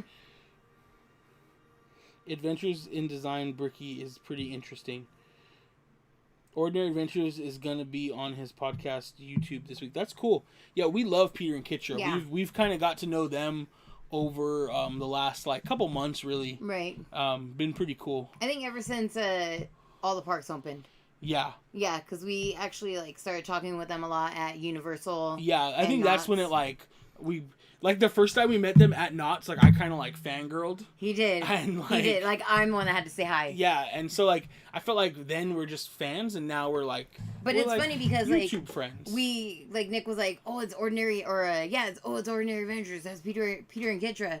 And I was like, oh, let's say hi, and he was like, no, and I was like, Ordinary Adventures, and they're like, oh, hey, we follow you guys, or we seen you guys on Instagram, like whatever. And so Nick was like, oh, okay, like he like calmed himself and like yeah. So then he was like, oh, okay, we're like best friends with them now because they know who we are. I don't know about that. I think they were just being nice. I don't think at that time they really know who we were.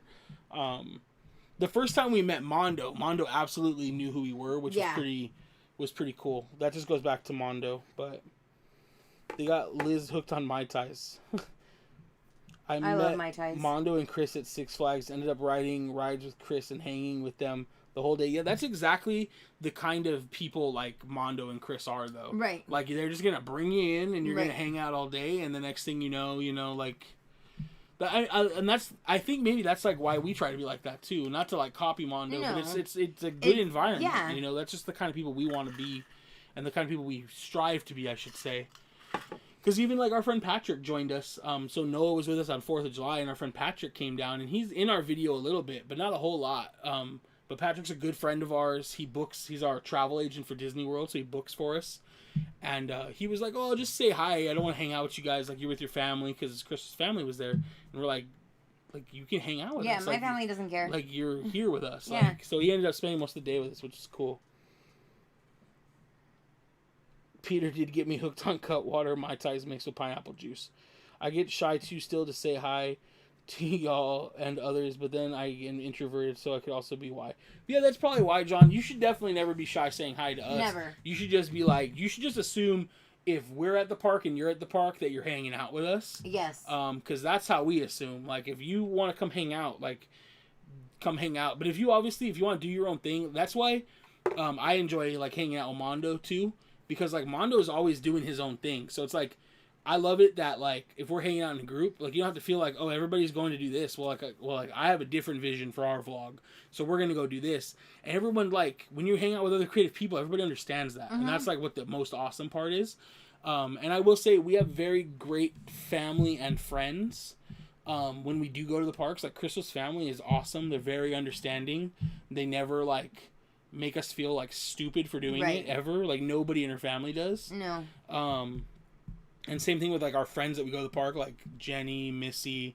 Right. Like, they're like, do it. Here's my food. We'll eat cold food so you can review it too, you know? Which is, like, I think is hilarious. The theme park community is interesting, but people like yourselves, Mondo, Chris, and Ordinary Adventures embrace everyone, and that's what it's all about. Yeah, it is. 100%. It is interesting, Rudio. Like you said, there are some very interesting people. Yes. We have met some not so cool people that we had thought we were friends with, and they like turned the tables. And, you know, we don't need to get into tea time because I don't like dropping names, but they're just not people we want to be around. Right. And I think most of us are the same way. Like, Rudio, we're happy to have met you and hung out with you at Avengers Campus, and look forward to whenever we're all in the park together again, hanging out. Like, that was a fun day. It was a lot of fun. And I believe that was the first time we met Rudio. I think so, too. So. May have seen him before, but I think that was the first time. Right. Sometimes it's hard to tell, because, like, we'll meet up with Mondo for something real quick, and he always has, like, people he's talking to. Right. And it's like, I'll be like, oh, yeah, I remember they were talking to Mondo, or, oh, yeah, this and that, you know? Not Granny Blasters. Who brought up Granny Blasters? I want to meet the Pop Ladies and eat with them all days. Not Granny Blasters.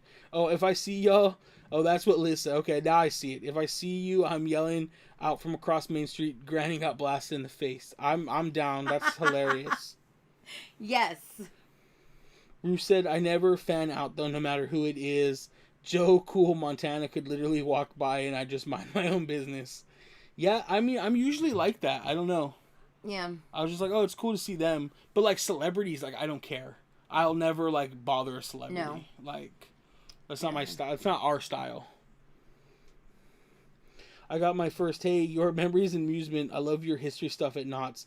That is awesome, dude. We got our first year park hopping duo at Knott's, too. Yeah. Our first time getting recognized was Knott's. I think people who love Knott's content... Like, there's not a ton of Knott's creators. No. Like, I think when you're doing Disney, it's easy to get lost in the sea. Mm-hmm. And it generally, if you look at our videos, Knott's and Universal tend to do a little better than most of our Disney stuff. And it's just because I think that you just don't get as lost, you know? So that's awesome. Knott's employees love to watch Knott's content. I'll tell you that. Yes. Some of our, like, earliest YouTube growth was from Knott's employees. So, and we still usually get recognized by one of the managers there. The people at the front gate will almost always say, hey, you guys are back, you know, so. Or if I go by myself, they're like, where's the other? Where's Nick? Right. You're not a duo today. I think I saw you guys at the first day of Touch of Disney, but everyone and their mama was there. Yeah, we were definitely there, and we were hanging out with everyone and their mama, so I'm sure we were all there at the same time. There's a few bad eggs out there, but there's lots of great people out there outweigh the bad. 100%, darling, 100%. We love the community. It's been awesome. Plus, we would never have met some of you awesome people without it. Right? 100%. I don't know what's going on, but there's no leftovers. Memories, amusement, that's why I focus on Knott's. Yeah, I think that's really cool. Not like I said, not a lot of people do Knott's, especially only Knott's. So, you know, we didn't even make it to the time capsule I know. ceremony. We really wanted to. It just didn't work out. Yeah. You know? We'd never seen y'all. We'd have been all the parks a lot. We've been to all the parks. I mean, yeah, I think that's the worst thing about like not having annual passes. It's just hard to see it. Yeah. There's been so many times that we have like friends that are like, dude, they're at the park today. We were just there yesterday. Yep. It happens all the time. All the time. All the time. So hopefully we can all be in the parks again soon, though. I think it's 10 o'clock, so I think we're gonna end tonight, you guys. We had a blast. It was a lot of fun. I really enjoyed the Re-Imagineering. I think that was a lot of fun, yeah. And so we'll put something up. Maybe we can do like one Re-Imagineering a month, or maybe every other week. It's past my bedtime. I'm sorry, guys. Something like that. Yeah. Yeah, you did actually get up early for work today, so yeah. That makes sense why you're tired. So yeah, we'll try to do it a little bit more often.